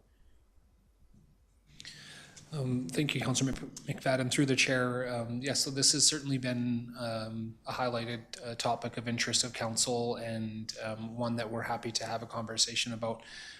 Likely, I think the place where we will target to have that conversation will be at our upcoming spring strategic session that we get together with senior administration and council and explore some of those ideas. As was mentioned before, it's a difficult place to place targets because there's a lot of elements in there that are outside our control. For example, it's not just development approvals, it's property valuations, which we really don't have direct control over. But I do think that there's some important principles there that may help guide us as we continue to determine the best development mixes, not just in the residential sense, but also in the commercial industrial sense, and how do we plan to see that continue to grow as part of our community. And so, as I said, likely strategic planning would be the place where we really dive into a robust conversation on that. Yeah, and I appreciate that we can have it there. I know that the agenda list for that meeting is already getting rather extensive. But yeah, it'd be a great one to start having, because it's an ongoing public conversation of how do we draw in more businesses to balance off the tax load, and we've never really been able to come up with a good story of how we're doing it. And I think this would be a really great time. I mean, this is a data moment, and I appreciate the data, but I think we need to be, deliberate about what our strategy is and communicate that. My only other, I think, maybe point on this, as part of your presentation, I think you'd highlighted, it was just the assessment growth of 3.16, or, so my only thought in our presentations, generally speaking, is not just to say growth is like 3.16, which growth it is, because it blends, like, I do this job, and so I start to know which growth we're talking about, right? But if we say, that's the assessment growth of 3.16, and sometimes we're talking about population growth of this, and sometimes we're talking about the budget is going up this. And I think for any of our presentations, if we could define what growth we're talking about, that might help alleviate some of the confusion. So that's my feedback on that part of it. So, but thank you very much. It's a great report, and overall a good news story for Cochrane that we continue to be a desirable place to invest in. Perfect, thank you. Just one comment to that. Last year, Communications did provide video for us, so there is a video on there now. And it's really good, and it explains it really well. So if the more people we can get to go to our page and have a look at that, like it has a really good explanation and would help understand like increases versus taxes. Oh, yeah, that's great to know, and I apologize, I didn't know that. If the team could send me the link or let me know Sure. what it is, and I'll be more than glad to share it with you. Perfect, thanks. Councillor Reid? Yeah, just a couple of questions actually on that last point. If you could send it to all of us, that would be really useful. I think For sure. that kind of information makes our jobs a lot easier. And Tara's right, this time of year, this is so confusing to the taxpayer, right? And anything we can do to make it Fisher Price simple would be great. I love the video. Yeah, the mayor asked a question I was really concerned about, and that was the implications, the financial budget implications, and the difference between the 3.16 and the 3.25. And I gather that's going to come forward or back to council and identify what those implications are and just how large or where that would occur. The other one was about the residential, non-residential split. I think during the budget process, at least every year, I've been asking Catherine about that, and I seem to recall there was some discrepancy between members of the administration about what our goal or vision might be with that. But I think there really, and the mayor referenced it earlier, I think there is a vision, I just don't know what it is, and or if we've actually captured that in terms of what it should be. I know it's a complex situation, and I appreciate it, and I thought the mayor provided a really good summary as to how complicated that really is, but I think council needs to be able to move forward with something in terms of the vision. So that would be I'd throw that out to administration in terms of being able to see that through. Councillor Pacheco? One more quick question. Being that the growth rate was slightly less than the anticipated kind of amount, I mean, we're going to be headed into this next year in a very tumultuous kind of economy, and, you know, whether or not we continue to grow, whether or not it slows right down. Because there was, you know, we didn't grow maybe as robustly as we thought. Do we now take a much more conservative approach as we go into 2024 budget, knowing that, you know, we didn't quite meet our estimated standard this year? Yeah, thanks. Perhaps Gail, I'll answer that through the chair to Councillor Pacheco. Yeah, that's certainly something that we monitor closely through a couple of things. Assessment is one of them, but also development activity and the trending that comes along with that, and we try to watch that really closely. We typically have taken what I think would say is a conservative approach to budgeting for that growth, and I think that's been a healthy thing. I don't remember off the top of my head what the budget was for this year, but I believe it was under 3 as well, and so we're sensitive towards that, and we try to balance the reality that growth is happening in our community with not trying to overshoot those targets, because it does have implications. And so as we review the potential impact of the fact that our growth of 3.16 was slightly under the budgeted amount, we'll also take a look at what we budgeted for this year and just refresh that with council as well. Perfect, thank you. Okay, excellent. Anything else from council? I do have some questions. With regards to communicating how assessments work in relation to the taxes, what all are we including in the mail out that's going out with people's actual assessment, the paper notification of their assessment? Yeah, we do make a brochure that goes with it, and there's some details in the brochure, like trying to explain the assessments, and then with regards to that, we pretty much point them to the website, and there's like all kinds of information. Like I say, the video's on there. We have the property viewer where you can move around on the map and look at the assessments on the map as well. And like I say, if you put your property in, or because assessments are public information, you can put any address in and see the property details of that as well. And from there, we get calls. People will call. We'll review the details of their assessments with them. And then if they want comparables to see, you know, how did you come up with the assessment, then we provide comparable information and send that out, and usually have 2 or 3, you know, interactions back and forth before that's concluded. If if they still disagree with the assessment, then they have the option to appeal. Okay, excellent. Well, it's really great to hear that that information is going to be included. I want to triple, I guess, Councillor Reid, double down on what Mayor Young says. So I want to triple down on it. I feel like this is a really big, important communications challenge for the community. I don't know if members of administration fully understand how much we hear about it, but it's like there's a perception in a portion of the population that feels this entire assessment process is like a tax game, that it's some sort of game that allows us to double dip on taxes. And they think there are people who feel like it's not a fair process, and the whole thing is done simply just to extract more taxes from them. And it is a source of deep distrust. So it's something I really want us to tackle. And in future brochures, if we could like really address it directly with like an FAQ or a Mythbusters that says like, does this mean that the council's double dipping on my taxes? If it could be like clearly addressed in like the plainest language possible, right at the very top, I think it would be not just good for council and the community, but also be good for administration and be good for the ratepayers themselves, so that they understand that they're not getting taken advantage of. But yeah, does anybody else have anything? No? Anything else from administration? If I may, just I don't want to say quadruple down because it's a little bit of a different dynamic here, but we're certainly very sensitive to that dynamic, and we, in Gail's department in particular, constantly are asked questions about it. And I don't think that this is an issue because it is a non-linear system and it is complex and there is multiple variables.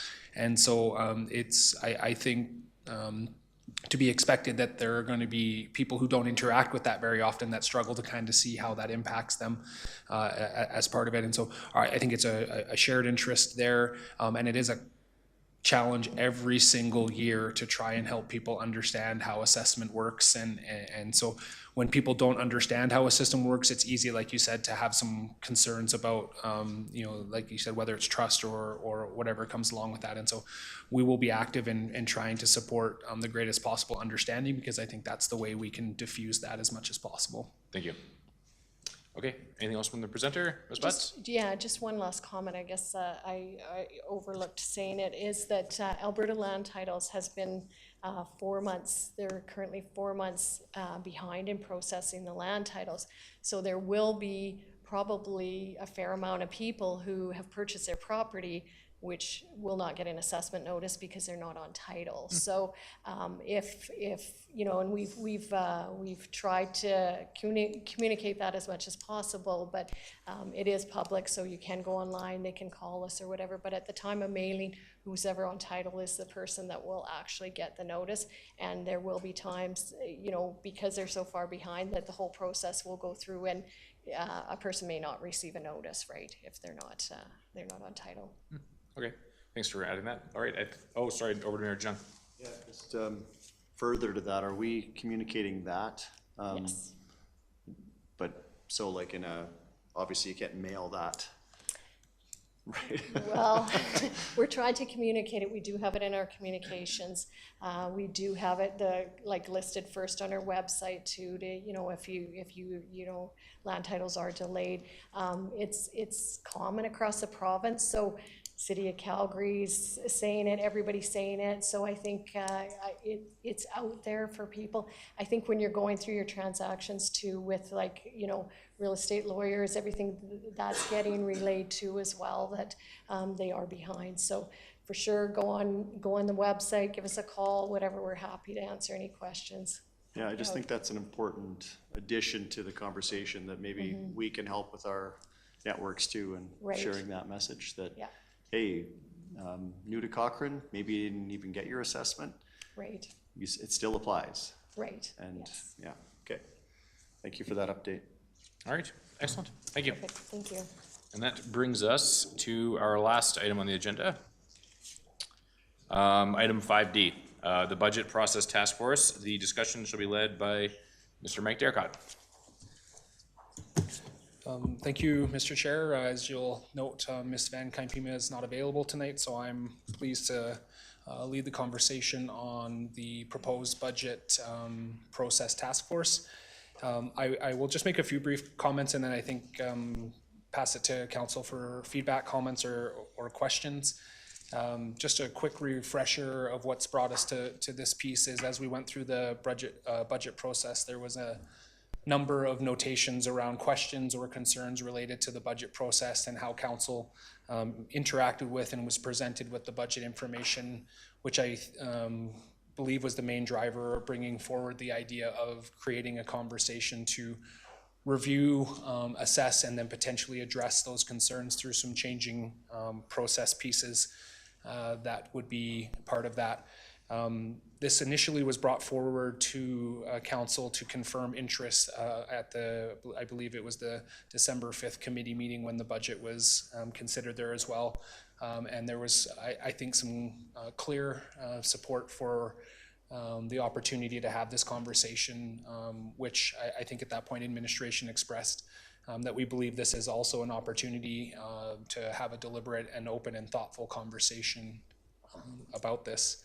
A few of the pieces that we took from that conversation were that the opportunities for budget-related conversations can be quite broad, and that the initial scope of this should try to be focused on how the budget is presented and interacts at the council level. And so the initial design is purposely one that allows the budget task force to get together, have that initial conversation, and then to follow some pathways that may emerge as we gather some information and seek clarity on some of the pieces that come from that.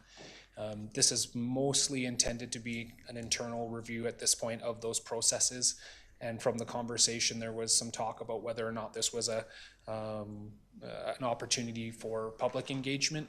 At this point, the task force is presented as more of an internal review. The opportunity to engage and interact with the public, I think, is there and still remains and can emerge from this process, but it was designed at this point, as I said, to be focused on the internal elements of that process.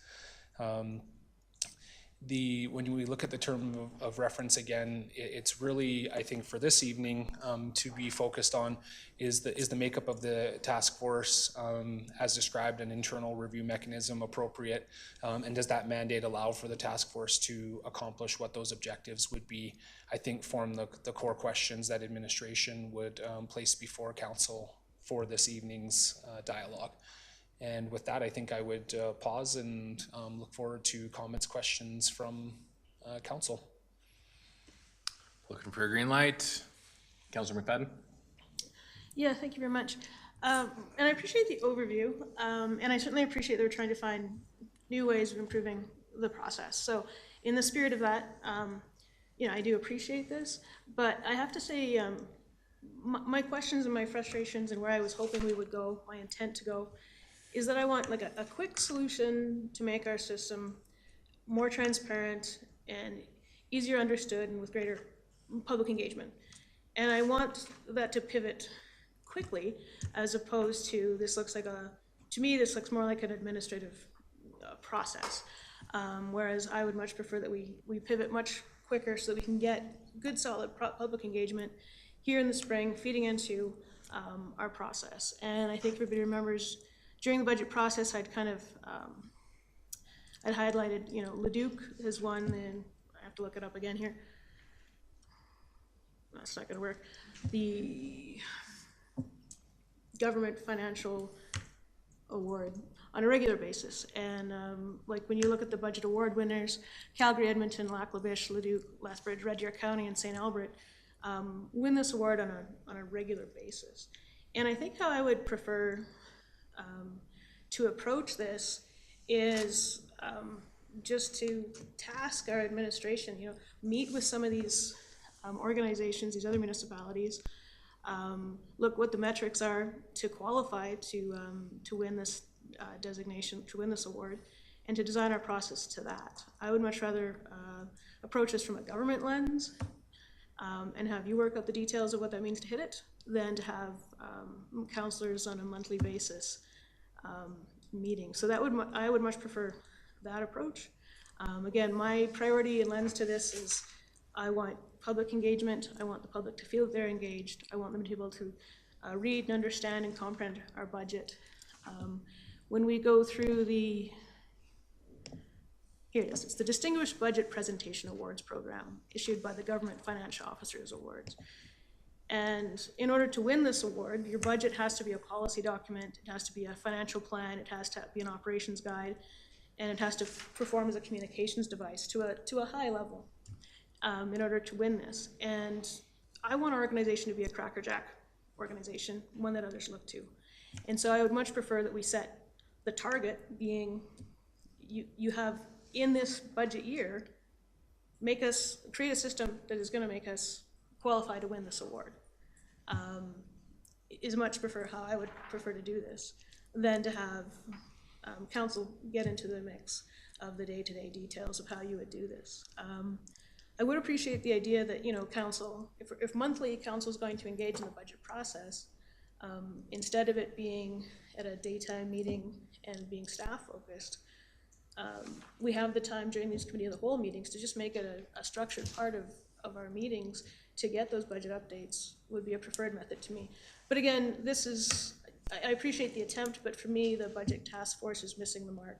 And I would much prefer, and I might even, I have to muse on this more, I might even just come at this from a notice of motion standpoint on what type of approach I think is gonna hit the mark for me. So those are my initial thoughts on this one, and I appreciate the chance to share. Thank you, if I may, Mr. Chair, respond. I think certainly administration is very happy to take on this activity independent of a task force. We're just responding to what we heard pretty clearly, that council instructed us to create a task force, which is why we've proceeded down that road. And so if the will of council is to pivot away from that, certainly administration is open to what that may look like. The design piece in terms of the timeliness, just to address that, I think the idea is that there are certain changes that can be made what I would describe in pretty close to real time, as we would reveal or determine a change process. They can be implemented pretty quickly, but not, I think, all budgetary processes or processes in the system is integrated as the budget can be necessarily adjusted in that same space. So it's a balance of what can be adjusted quickly and in a timely manner to improve the process, and what kind of future adjustments and changes need to be flowed through the system. And both of those things likely need to take place, I think, to ultimately achieve that objective. And so administratively, we perceive this as some of the recommendations coming out of this task force on a monthly basis would likely impact immediate kind of changes and pieces. So there would be this kind of ongoing process. It's not a go through the entire year of meeting and then some future state might be impacted. Just to clarify the kind of intention of that, I'm not sure that was as well articulated as it might have been in the report as part of that. So just to kind of also, ensure that there's a management of expectations there, that there's, like I said, certain elements of this that I think are completely variable and can be changed relatively quickly, and there's some that would require, I think a little bit more time, policy work, et cetera, that may take more than just hey, by the end of this spring, we want to have a completely revamped budget process. I quite frankly, I don't think that's a realistic expectation, but one that we can adopt, which is the principle of it is you don't want to see a big bureaucratic kind of slow moving process. You want to make some changes to this process, as efficiently as and effectively as possible. And that's one that I think administration changes. And independent of that, I'm not sure that administration shares, Councillor McFadden, your view that award is a specific target in and of itself. I think there's a lot of value in that, but I think we would want to evaluate if that's ultimately what Cochrane is after, and I haven't looked at that in great detail yet as part of it. There's certainly, it's never a bad thing, I think, to be recognized by an independent or external body as part of that. But I have experienced programs like that where the pursuit of that award starts to become the exercise rather than the development of a budget that is, I think, built for the purposes of the community. Most often there's a significant overlap there and there's hardly any divergence, but I would hate to see us create a process where the outcome was to seek the award versus to create a budget that we think support the strategic objectives of the organization and ultimately the community. And so as long as those were appropriately subordinated, as in our objectives of creating that strategic budget document were primary to the seeking a particular award process, then I think that would be appropriate. But I have seen risk there before. Yeah, and I appreciate the feedback, and my goal is always for Cochrane to be continually growing and evolving, and I love to use the word crackerjack. And so yes, to hit the point of an award just for the award, no, but what the award measures is a strong metric, is that communication device, which is what my frustration point was, the operations guide, the financial, and the municipalities that are hitting it on a regular basis, you know, are not only the large cities, but also comparables. So I would really like us to have a look at that as a metric of success, whether it's what measures it at the end of the day, a pass or fail for the team. But if we're actually setting metrics for what I would love our finance department to be trying to do with the budget, I would really like us to have a look at that and have those conversations with those member municipalities. Now, and also I agree, you know, Rome wasn't built in a day, and it's a step-by-step process is always how I like to approach things, and I hear your comments. So if we were, some of those step-by-step pieces that I would like us to do, during the budget process, I had mentioned that Leduc does an excellent job of their public engagement. They spend, I think, $25,000 in the first quarter for a very systemic, balanced, representative budget process. And I think Councillor Reid, it feeds or answers some of your questions about, you know, kind of the value of the public engagement. I mean, we all hear from our constituents, but it's a more deliberate, neutral process. And when I priced it out in speaking to some of my colleagues that are part of this process, it was about $25,000. But do we have time? Do we have the abilities to build in something like that in this budget year? Yeah, thank you. Certainly we've done some preliminary work at looking at Leduc and a few other pieces. We are of the same mind, I think, with Councillor McFadden, and I think all of council were, if we can learn and take a good idea from somewhere else where they're implementing something that's effective, we're happy to do so.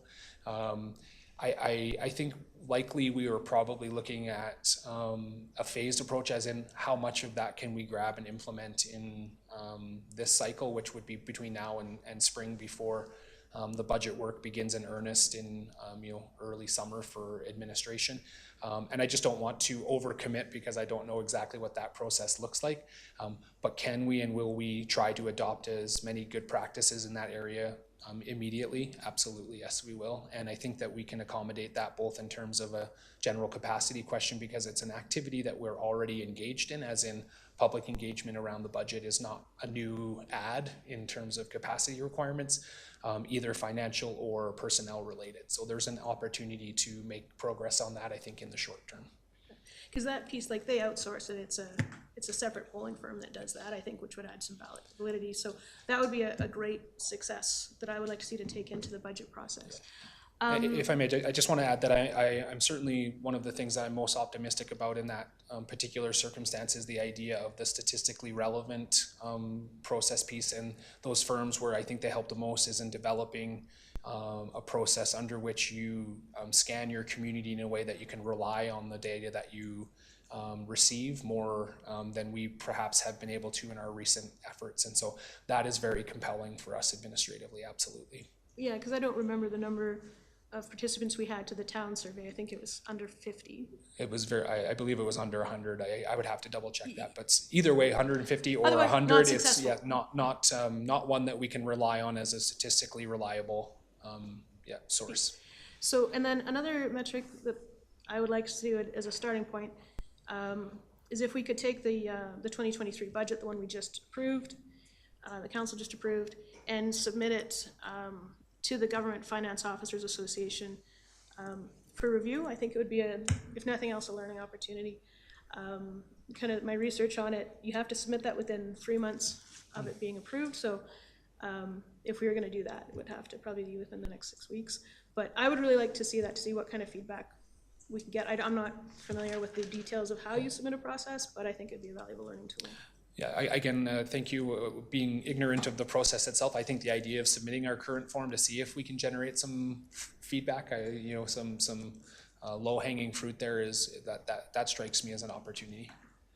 Yeah, because in the past, we've actually had some of our finance staff have been reviewers for this group and provided feedback to other municipalities. So again, my goal is always just continuous improvement, and so I would much rather I appreciate the way of finding it, but a task force that's administrative heavy, and it wasn't hitting the mark for me. So if we can evolve from that, that's where I'm sitting on that. So I think I've certainly had my fair share of sharing my opinions. So I'll take a step. Before I pass it over to the next person, I think I think we should try and direct the conversation a bit towards whether or not we even have a task force, because Councilor McFadden, you're getting into a bunch of really good ideas about the budget, which is what we need to have a conversation whether or not it's worth having a task force to discuss details in detail, as opposed to sending direction to administration right now.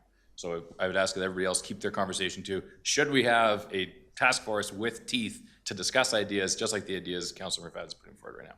So Councilor Verdigo. Yes, thank you. First of all, I want to say thanks for even, considering this. I mean, I really realize that this stemmed from probably Councilor McFadden and I's sometimes maybe too boisterous critique of the budget. So I do appreciate that it's here. It does miss the mark for me as well. And I'll just kind of explain my thoughts about it. At the December 5th meeting, I did make a point about asking about that public engagement piece, about having somebody from the community or some people sit on the task force with us. And I do understand the point that, you open that up, who knows who's coming in the door, right? What kind of experience do they have? What kind of knowledge? But I think that's the beauty of being in our jobs as council. We can really determine that point of reference as to what qualifications people need to have, what we're looking for. I really dislike the fact that there is, and I don't know if it needs to come back in a reference point. I do appreciate what you said, Mr. Derricotte, about going down the road that there'll be chances or maybe an opportunity for public engagement. But right now, when I read this right now, it makes it seem it's administration, council, that's it, and we're not really going out to the public to understand, because it's not just the process, it's about the engagement, it's about the public overall. What is their general understanding of the budget? And to me, this task force has to hit all of those things. Else it's a waste of time. If all we're gonna do is sit around and talk about the process of the budget, I think we're really doing ourselves a disservice without talking about the engagement, without talking about understanding, communication. What does the general public, what are they not understanding? What are they not liking about the process? And I don't know, maybe there's an opportunity if you have one task force that's administrative and council-led, and you have a separate task force that has a public, like it's public component, right? I just feel that the way it is described right here, I'm really not supporting it just as it sits, but I realize it's a first track coming forward. I'm just wondering what other ideas could be around that public engagement piece, because it's really important to me. And the other thing is kind of what Councillor McFadden was saying, is that, if at the end of the day we have, 6 people from administration that sit around the table and a couple councillors, I don't know if the 6 people from administration thought that there was a problem with the budget to begin with. And so now we're really sitting around having a conversation about trying to fix a budget that they never really saw a problem with to begin with. That's my only fear and kind of where it seems to be leaning. And the comments that I've heard is that, people want to be involved, and we talk about it all the time. We talk about transparency, we talk about engagement, we talk about how do we get that message out, and then we have something like this, and it's like, public's not allowed. And that's where I think it's missing the mark. On the timing of the day, I think that I would rather see that discussion happen with the people who are going to be sitting on that committee about what works for them time-wise, rather than it coming back. And I mean, I think we've had this discussion many times about, daytime meetings and the impact that that brings to our lives. I really would like to have that conversation, and I think it was decided at one point that we would be discussing that at a committee of the whole. Before this gets started, I would like to have that conversation about the impact, because obviously I would like to be on the task force, but there are some things that's missing for me. So maybe it just needs to be beefed up somehow. Yeah, thank you through Deputy Mayor Nagel. So I think just to reiterate as well, that part of the reason that we felt that designing the task force in this way was because we were also sensitive to the idea that we wanted to make as immediate impacts as possible. And I think generating a public element to the task force just can and I would add some time if we want to do that really, really well, which I think we would if we were to engage in that process. And so one of the things that we anticipated that would come out of the task force was the place to have that conversation about what does it look like to engage the public, how and when and what parts of the process do they need to be involved in, because there's multiple elements of this piece that I think we want to talk about, some of which are really, from our initial conversations, administration took that to be internal process related pieces that we felt like didn't really necessarily have that direct public impact. And we could also find space for that public part of the conversation as part of that.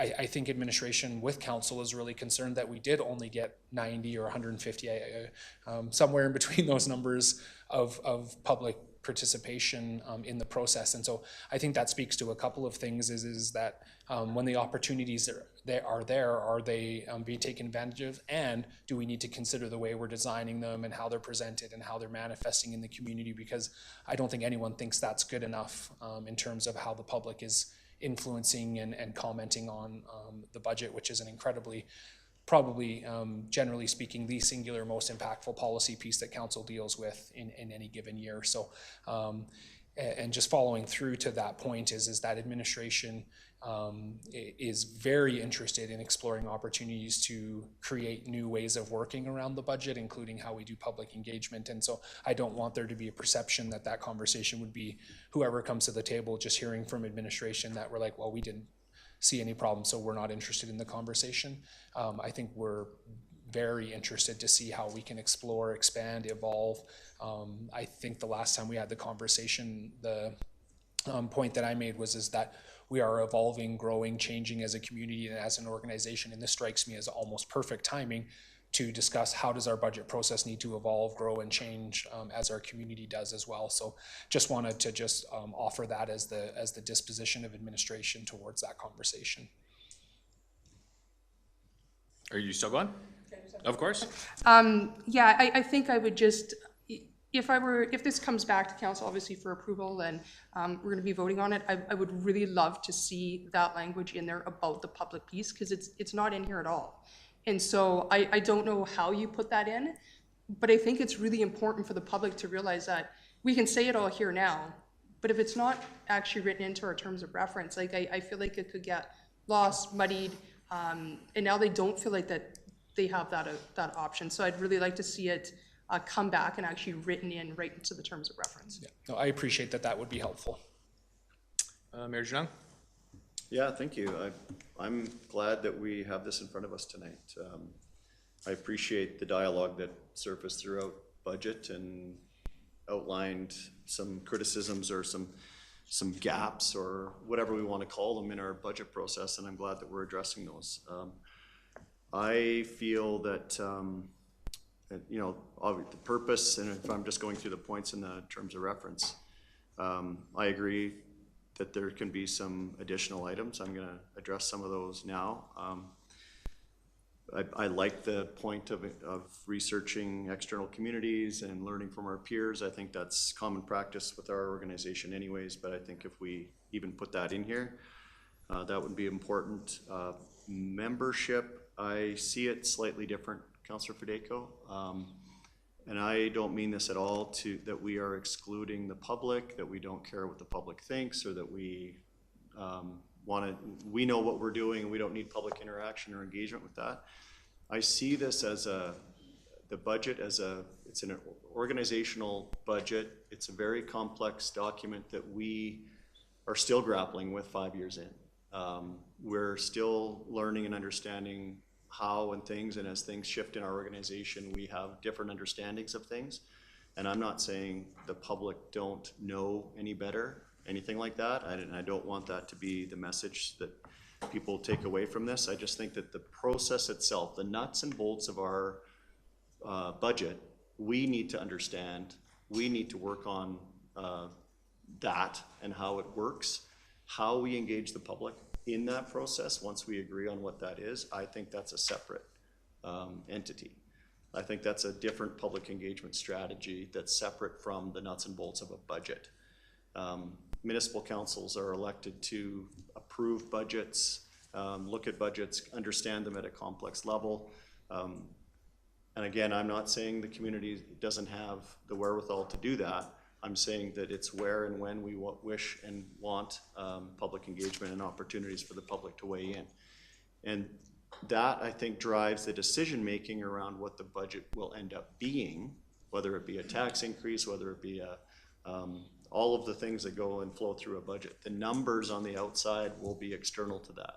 So I think these are two different processes that we're talking about. I think they're connected for sure, and they overlap. And I do agree with you, we need to put in the terms of reference that there should be, during the task force's, one of the duties is to outline public engagement points. We don't need the public along for the ride while we talk about, or whoever is determined to be on the task force, about how our budget is gonna be contemplated throughout the year. That's more of an internal organizational piece, I find, that I think most people elected us to kind of have the understanding for.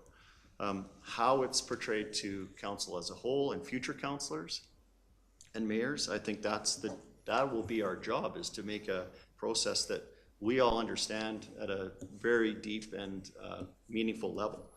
And then I think by osmosis, that will better the engagement and the understanding of the public. But then again, I think we look at that in addition to that, how we can ebb and flow with the public engagement. So I kind of see them as two things. And you were kind of getting there with maybe it's two task forces, but I think that it's actually, we've been talking about civic literacy and public engagement processes scattered throughout our terms, so that maybe one is separate than the other, is kind of the way I'm seeing this. The last thing is, Councillor McFadden, I like your idea of the award. I wrote down before Mr. Derricott said the words about less interested in the awards, and I understand that that's not the drive of like, let's just win the award. I get that. But I love the idea of let's put our budget process in now and apply for that. We actually might win the award. Right? And then I would be wrong. Well, it just, and I don't mean that as a poke. I just mean that as like, I think a lot of the criteria that you were outlining there, I'm like, I kind of see that.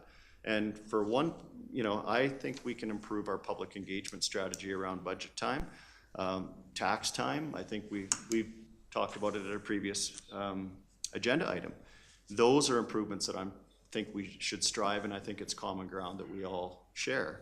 It's how does it affect our budget? So for me, again, I'm less interested in the award, but more interested in what's best for Cochrane and this council and how we move forward. I think it needs to have council representation. I think we need to be a part of the solution. We have, what I'm worried about is this constant feedback loop of, nope, that's not what we like. Nope, that's not what we like either. Nope, that's not what I want. I want us to be a part of driving that. It'll be more streamlined. It'll be more effective on energy and times. We need to be a part of the process at the beginning. We have a budget process that I think has been morphed over years, and different administrators have sat in different seats, and that obviously has influenced it. But I think as I zoom out, I didn't have a whole lot of problem with the budget that we just went through. Others have. So how are we going to land on a common ground that we're going to move forward, that we all appreciate the process? That would be the ground that I'd like to cover in this task force. And that's less about the public and more about us. So I don't know. What I would like to get through tonight is more defining what we want to see and less about what we don't want to see. So I'll stop talking. Okay, Councillor Reid. I'm going to double down on some of this as well, Morgan. So in preparation for this meeting tonight, I went back over my notes of all the, I would say, criticisms, but very detailed criticisms of the budget process that were made by some of our councillors. I also noted in my notes that Catherine had at least on 2 occasions prior to that asked us for comments on the budget, and nobody came forward with anything. It's interesting, the conversation tonight has kind of, I don't know if it's evolved, but it's certainly different than the criticisms that I had recorded about some councillors making about the detailed gaps and comments. And that's okay, maybe it's evolved, right, in terms of that, or maybe their thinking has evolved. But I think there's value in Tara's comment about we should always be going out and looking at best practices, and if this award is the gold standard, I don't care about the award itself, but what it contains. I think that's a good way of moving forward. I think one of the criticisms that I agreed with and that came out of the budget process that we noted was, and Tara, I really appreciate that documentation on that public engagement or public participation process, was that we really need to find a tool to be able to effectively qualify and quantify those kind of responses. But I agree with the mayor. I think that this was prepared as an internal review process of our budget process for council. And that, while I think that there needs to be some element of public involvement, or at least how we communicate to the public and get them involved in helping us understand, like, rather than us telling the public how it should look to them, I like Marty, think it's interesting to have the public tell us how they would like to see it. But for the public to be able to be involved in the detail of that process in and of itself, that's council, that's why we were elected, right? And I agree with the mayor. I think that's what it's about. So for me, I think it's an opportunity to be able to kind of address those criticisms, fill in those gaps, work in the public consultation, look at best practices, and an element like that, and I agree with Marty, maybe in this, we need to be able to say there needs to be, at some point in the process, kind of an external view of the internal process, not process, but communications. That would be my take or summary. Thank you, Councillor Reid. Councillor Wilson? Thank you. Councillor McFadden here did a great job of identifying my feelings on the topic. I would say my dissatisfaction level with our current budget document likely equals hers. However, I think she has much better recommendations on what we want to achieve than I do, at least coming into the meeting. So a lot of the things I heard over there, I go, yeah, that's where I'd like to end up too. The question here is, how do we get to the goal? As the chair pointed out, is the task force the preferred vehicle? Do we keep it as a in-house administrative function to get to the goal? If we agree that the goal is Leduc style model, award-winning style model of budget.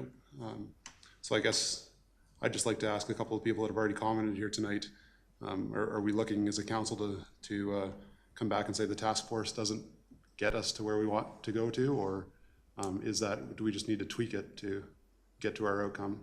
And also, do I hear around the table that we agree that we're looking to go to more of a best practices of a budget to at least be able to compete for an award, or to be a Leduc style model, which I have looked at in question the Leduc budget, and just upon first glance, spending an hour with it, it was clearly superior to ours, I felt, in a layout format and the details of when we're looking through numbers. I thought it had more in-depth analysis of what was going on, so I appreciated that. And so I guess I agree with what we're trying to get to. I'm dissatisfied with our current situation. How do we get there is my question back to the group. Is it the task force? Is it sending it back internally and saying, this is what we want to see? And so I guess I don't have that answer, and I'd like to hear from the table more. I feel like we haven't fleshed that out yet. Is that it? That's it. So since everybody else has had a turn to talk, I anticipate this conversation is going to go around a couple times. So I'm going to inject my comments now. So like, I'm hearing that 3 councillors, we don't know where Councillor Flowers stands, so I'm hearing 3 councillors are upset with the budget process. I knew the Councillor Fedayko and Councillor McFadden were not happy with it because you didn't vote in favor. And now I'm hearing Councillor Wilson, you're saying you're equally dissatisfied. So obviously we need to do something to fix the process. And I think we should be doing everything we can to use this task force to address it. We're here at our first committee of the whole meeting in January. We can set a council New Year's resolution to fix the budget. We have an entire year to talk about it. And because we're doing it in this format as a task force, it has actual teeth. So we're not just sending one-off emails with ideas and comments. We're not just making one-off questions or asking leading questions. So let's give it some teeth, and let's use this as an olive branch for the councillors who are dissatisfied to get exactly what you want. You've asked for it, now let's get it for you. And I think that's how we should be viewing this budget task force. Like, Councillor Fed, you have some good ideas, and this task force can be where you share those ideas. And I think the term of 2025 is likely too long, so something I could see changed in this task force is let's condense the term into like maybe 4 or 5 months with 4 or 5 meetings. The first meeting can be any councillor who has problems with what was done in the past can bring them forward to administration. Administration can then take 1 month to come to the next meeting and say, well, here's what we think we can tweak.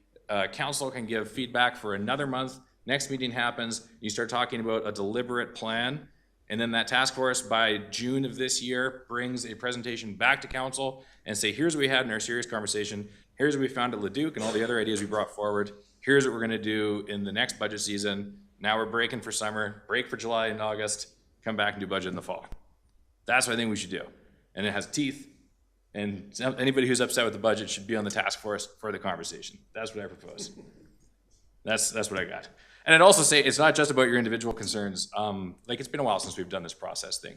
So even if everybody was really happy with the budget last fall, it would be good to be going through this anyways as we're growing as an organization. So, okay, with that, turn it back to y'all. Councilor McFadden, or Fideko, sorry.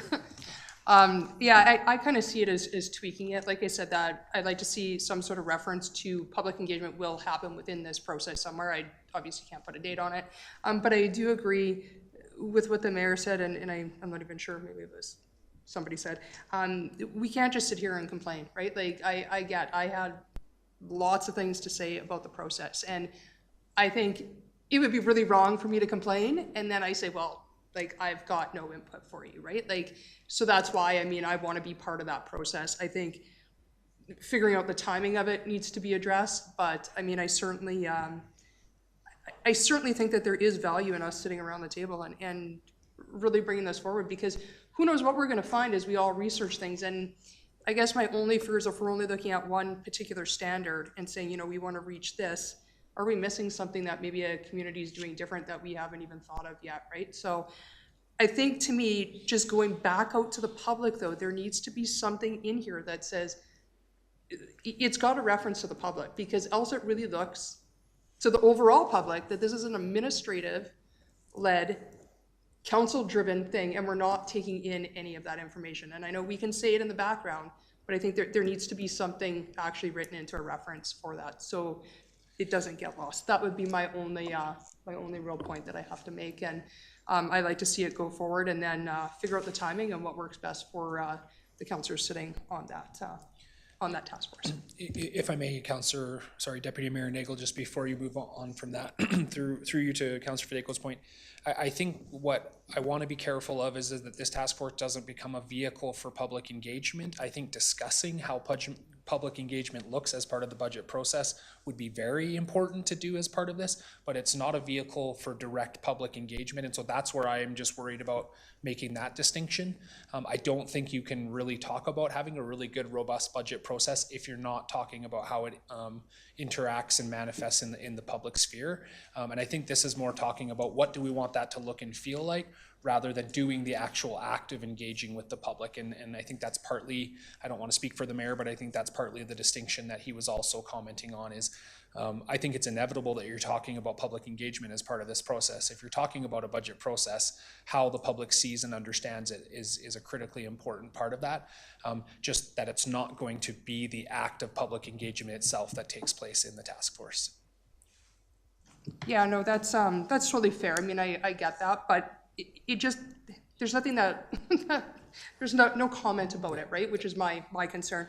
And my other question is, will it be streamed? Is that something that we've talked about, is making this a streamed meeting so that at least there is that public transparency? Because again, that's very important to me. I mean, if we're talking about changing process, and again, maybe there's some things that we have to go in camera to discuss, but I think the more transparent we can be right now is only beneficial to this council. Yeah, thank you. Quite frankly, that's not something I had really contemplated. I would say intentionally, no, we hadn't really thought about that, but we can give that some thought as to how that might impact the process. Mayor Janang? Yeah, hallelujah, Councillor Fideco. Thank you for your comments. I completely agree with you that, you know, and I said it, I guess I'm repeating myself a little bit, but I think we do need to have a task force to answer your question, Councillor Wilson. We need to be part of the solution here, and we need to drive an outcome that we want to see. I agree with your comments too, Deputy Mayor. Just this is our time. It doesn't have to be so long, but I think if we get into our first meeting and it's going to be a bunch of research, it's going to be a bunch of questions and criticisms of our current process, that maybe we can use that as the target to look for other examples of communities that have a better process that we'd like to emulate. And then we work on what the next steps of that look like. We may determine that we want to extend our term, or we may say, here's our short-term solutions, and we're good with that, and that's going to affect and change this year's budget.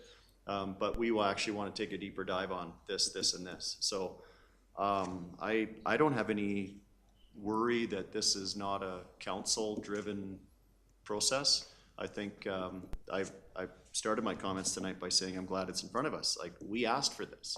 We are driving this process, and we will continue to drive it. The task forces that we've appointed in the past, I think, have produced good materials for our group to make decisions on. So for me, I think that the first month, we may want to see 2 meetings that month, and then that says minimum. So I think administration's given us a loose framework of what they heard us talk about during the budget process. That's in front of us tonight. They're asking for us to firm up some of the wording in there. I agree with you. We need to make a reference to public engagement, that will be one of the tasks of the task force, is to outline public engagement opportunities and what they look like and highlight them to the rest of council. So I think we move forward. I think we can, if I understand the process correctly, Mr. Derricott, you're taking our feedback tonight. This will generate another draft that we would likely either see at another committee of the whole meeting or even on a council agenda to vote on times of day and representation. And I think the longer we try and make this a perfect task force, the more time we're eating up in our year to make a better budget this year. So I think we can kind of build the airplane while we're flying it a little bit in this regard. I don't think we're going to be overhauling our process. We might, but I doubt that we're going to find something that's revolutionizing the municipal government accounting world, right? So, but we might. So, but I think but that's the case. If we're going to revolutionize it, then it's going to take 2 years. So I think we just need to be deliberate about that process. So, yay to task force. Councilor McFadden? Yeah. So I'm not sold on the task force model. I am sold on the council actively participating in providing models. I would almost, like I said, and I agree, let's keep this short, intense, and sweet and activate change quickly. I'm not signing up for 2 years of nuts and bolts meetings. Nobody wants me in their nuts and bolts.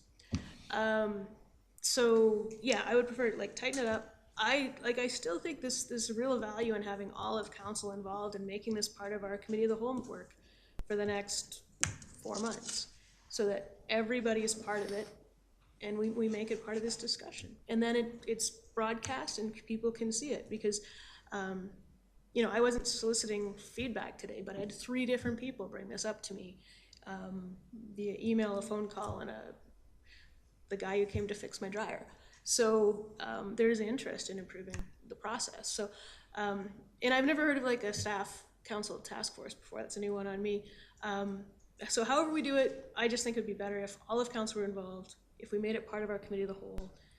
Big concept though, yes, let's find a way to improve it and bring the strength of council's innovation and staff's expertise to find an excellent way to advance and adapt our process. But the task force, I'm not quite sold on at this point. If I may just provide a few comments there that I think Councillor McFadden's comments triggered. I think I think I partly agree with what you're saying, Councillor McFadden, and having it as part of the committee of the whole and just a regular item, I think it presents some opportunities. But and what I mean is, next I hope will not be taken in as any sense of disrespect, but we spent 45 minutes talking about the task force itself, let alone if we start trying to dig into the actual budgetary pieces in the committee meeting. And I worry about how productive we can make that space versus the dedicated task force space. That's my only kind of rub on the idea you're suggesting there, is we would really need to generate some very concrete kind of direction and outcomes pretty efficiently. And it's not that it can't happen in this space, it's just I think that there's a general propensity for these conversations, as they're designed to be more broad and open and less kind of directive in their nature. So that would be something that I think administratively I would have no problem supporting an attempt at. It would just, I think, come with the caveat that we would just have to be aware of those conversations would have to be directly productive, and there may be a different kind of set of activities and questions than we would see in some of the other activities that we've generally undertaken taken in a committee of the whole setting, but it's not an idea without merit, in my opinion. Your light's still on. I know, I'm trying to think of something Okay. profound to say, I don't have anything. Okay. Councillor Reid.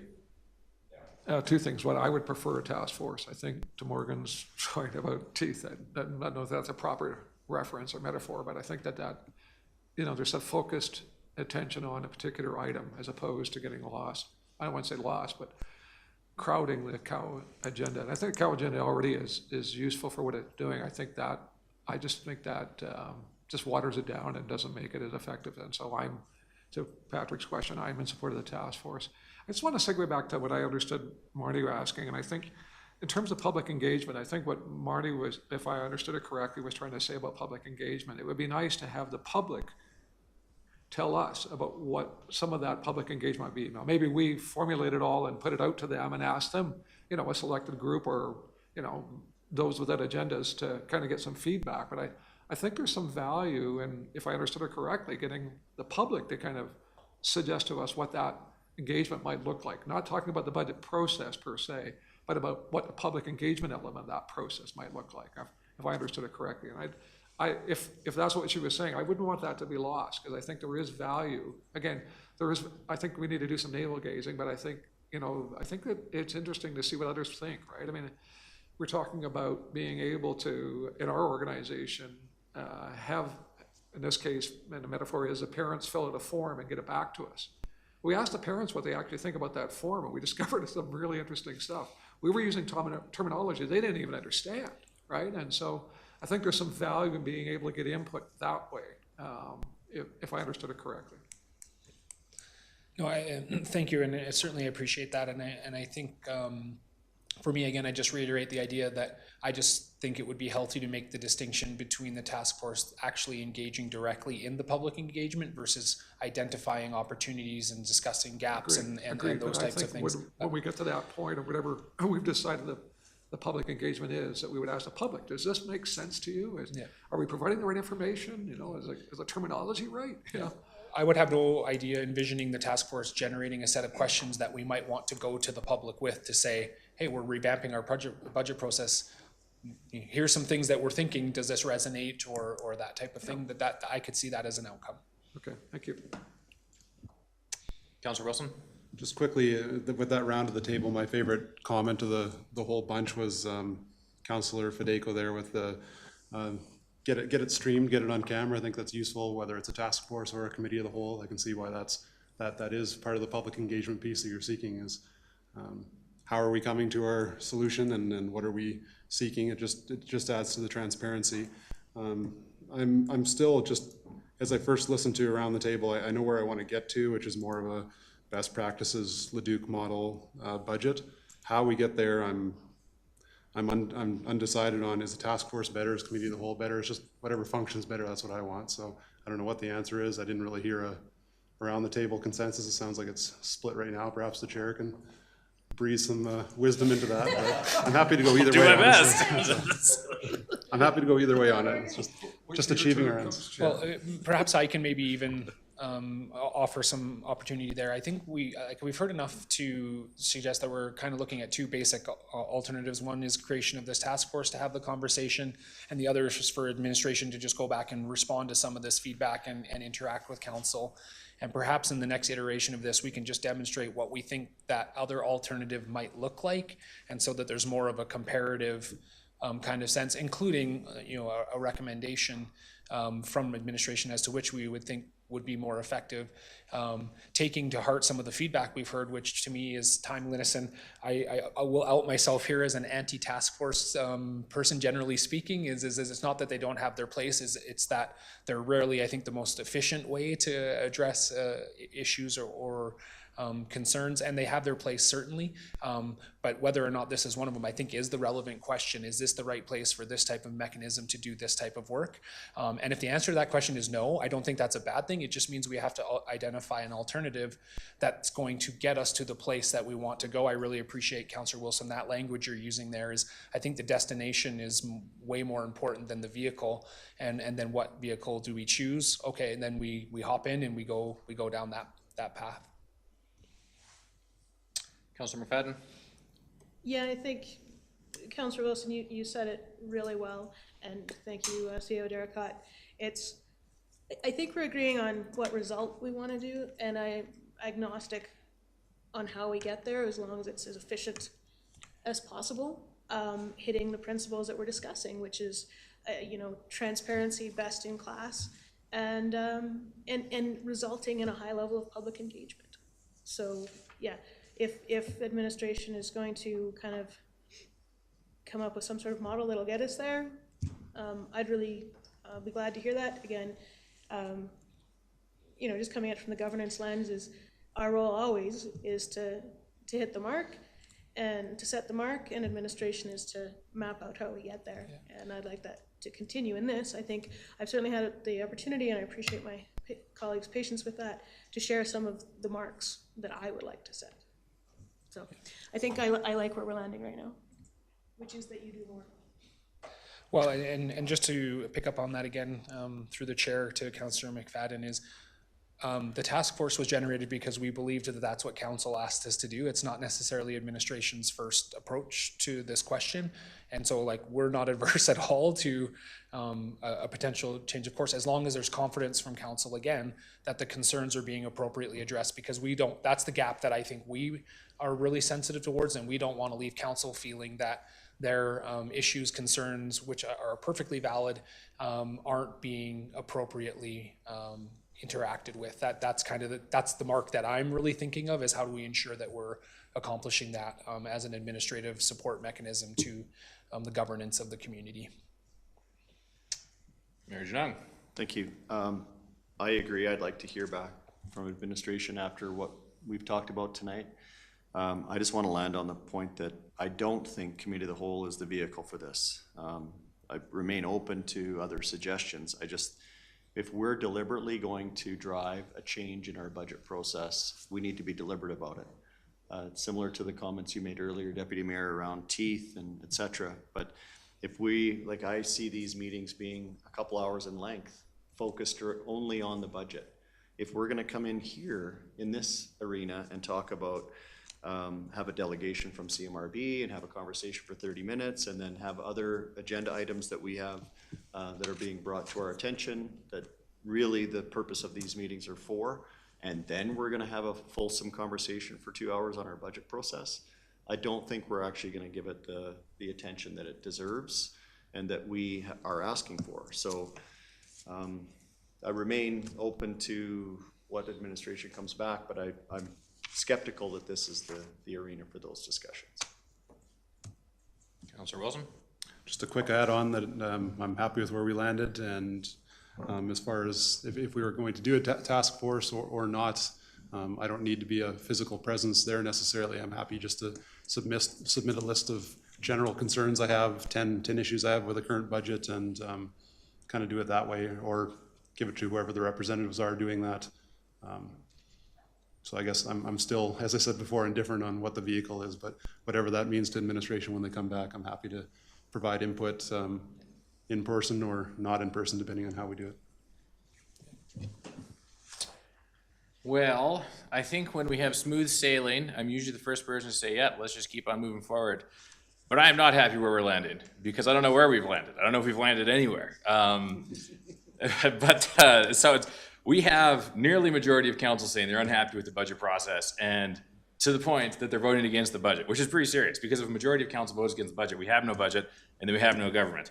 So we have a year to figure this out. It's January. We need to figure out what do we need to do in order to make it so that council does not feel we have an erroneous or terrible budget process, including the public consultation.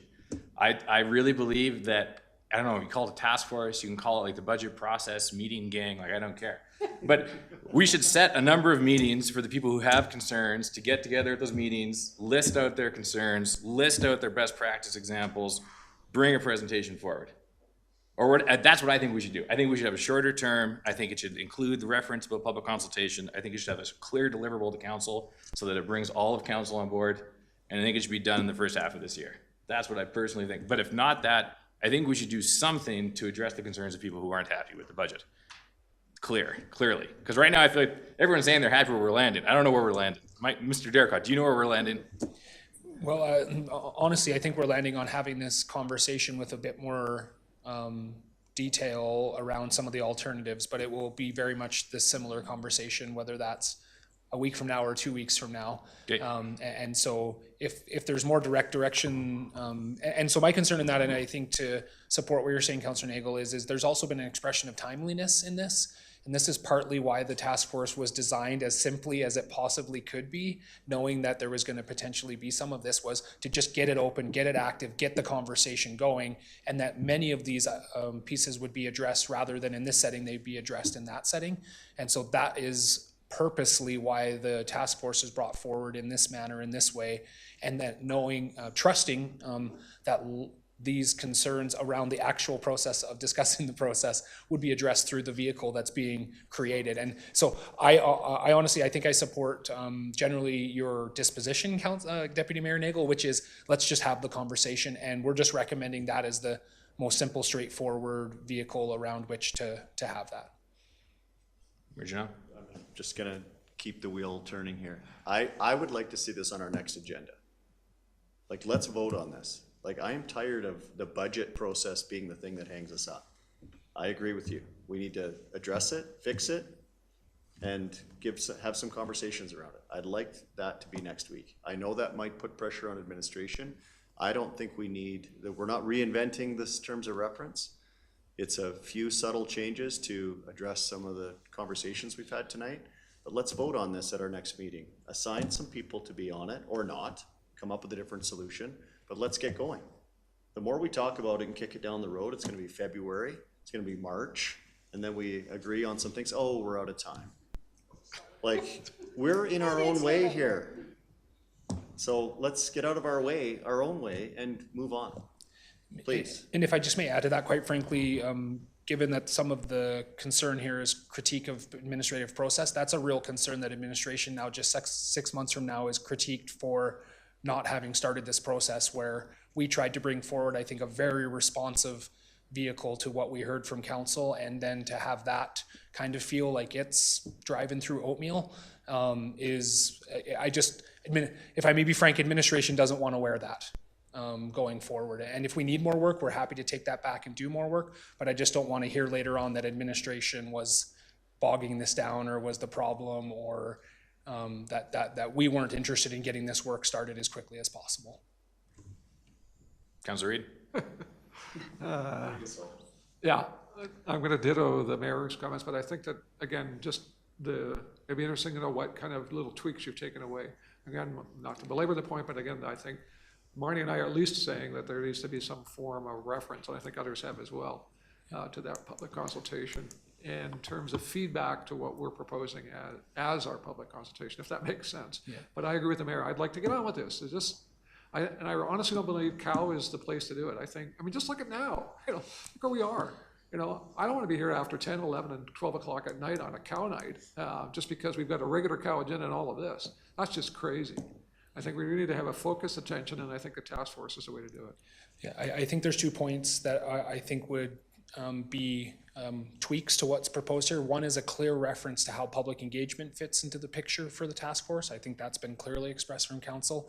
And the second one is, I think, to just do a little bit of a better job of clarifying that this is an internal navel-gazing review of the process for creating the budget and interacting with council itself, and that the public engagement of the budget process is a separate question from what this task force is initially being designed to wrestle with, because I think that's become part of the sticking point from my perspective in the conversation.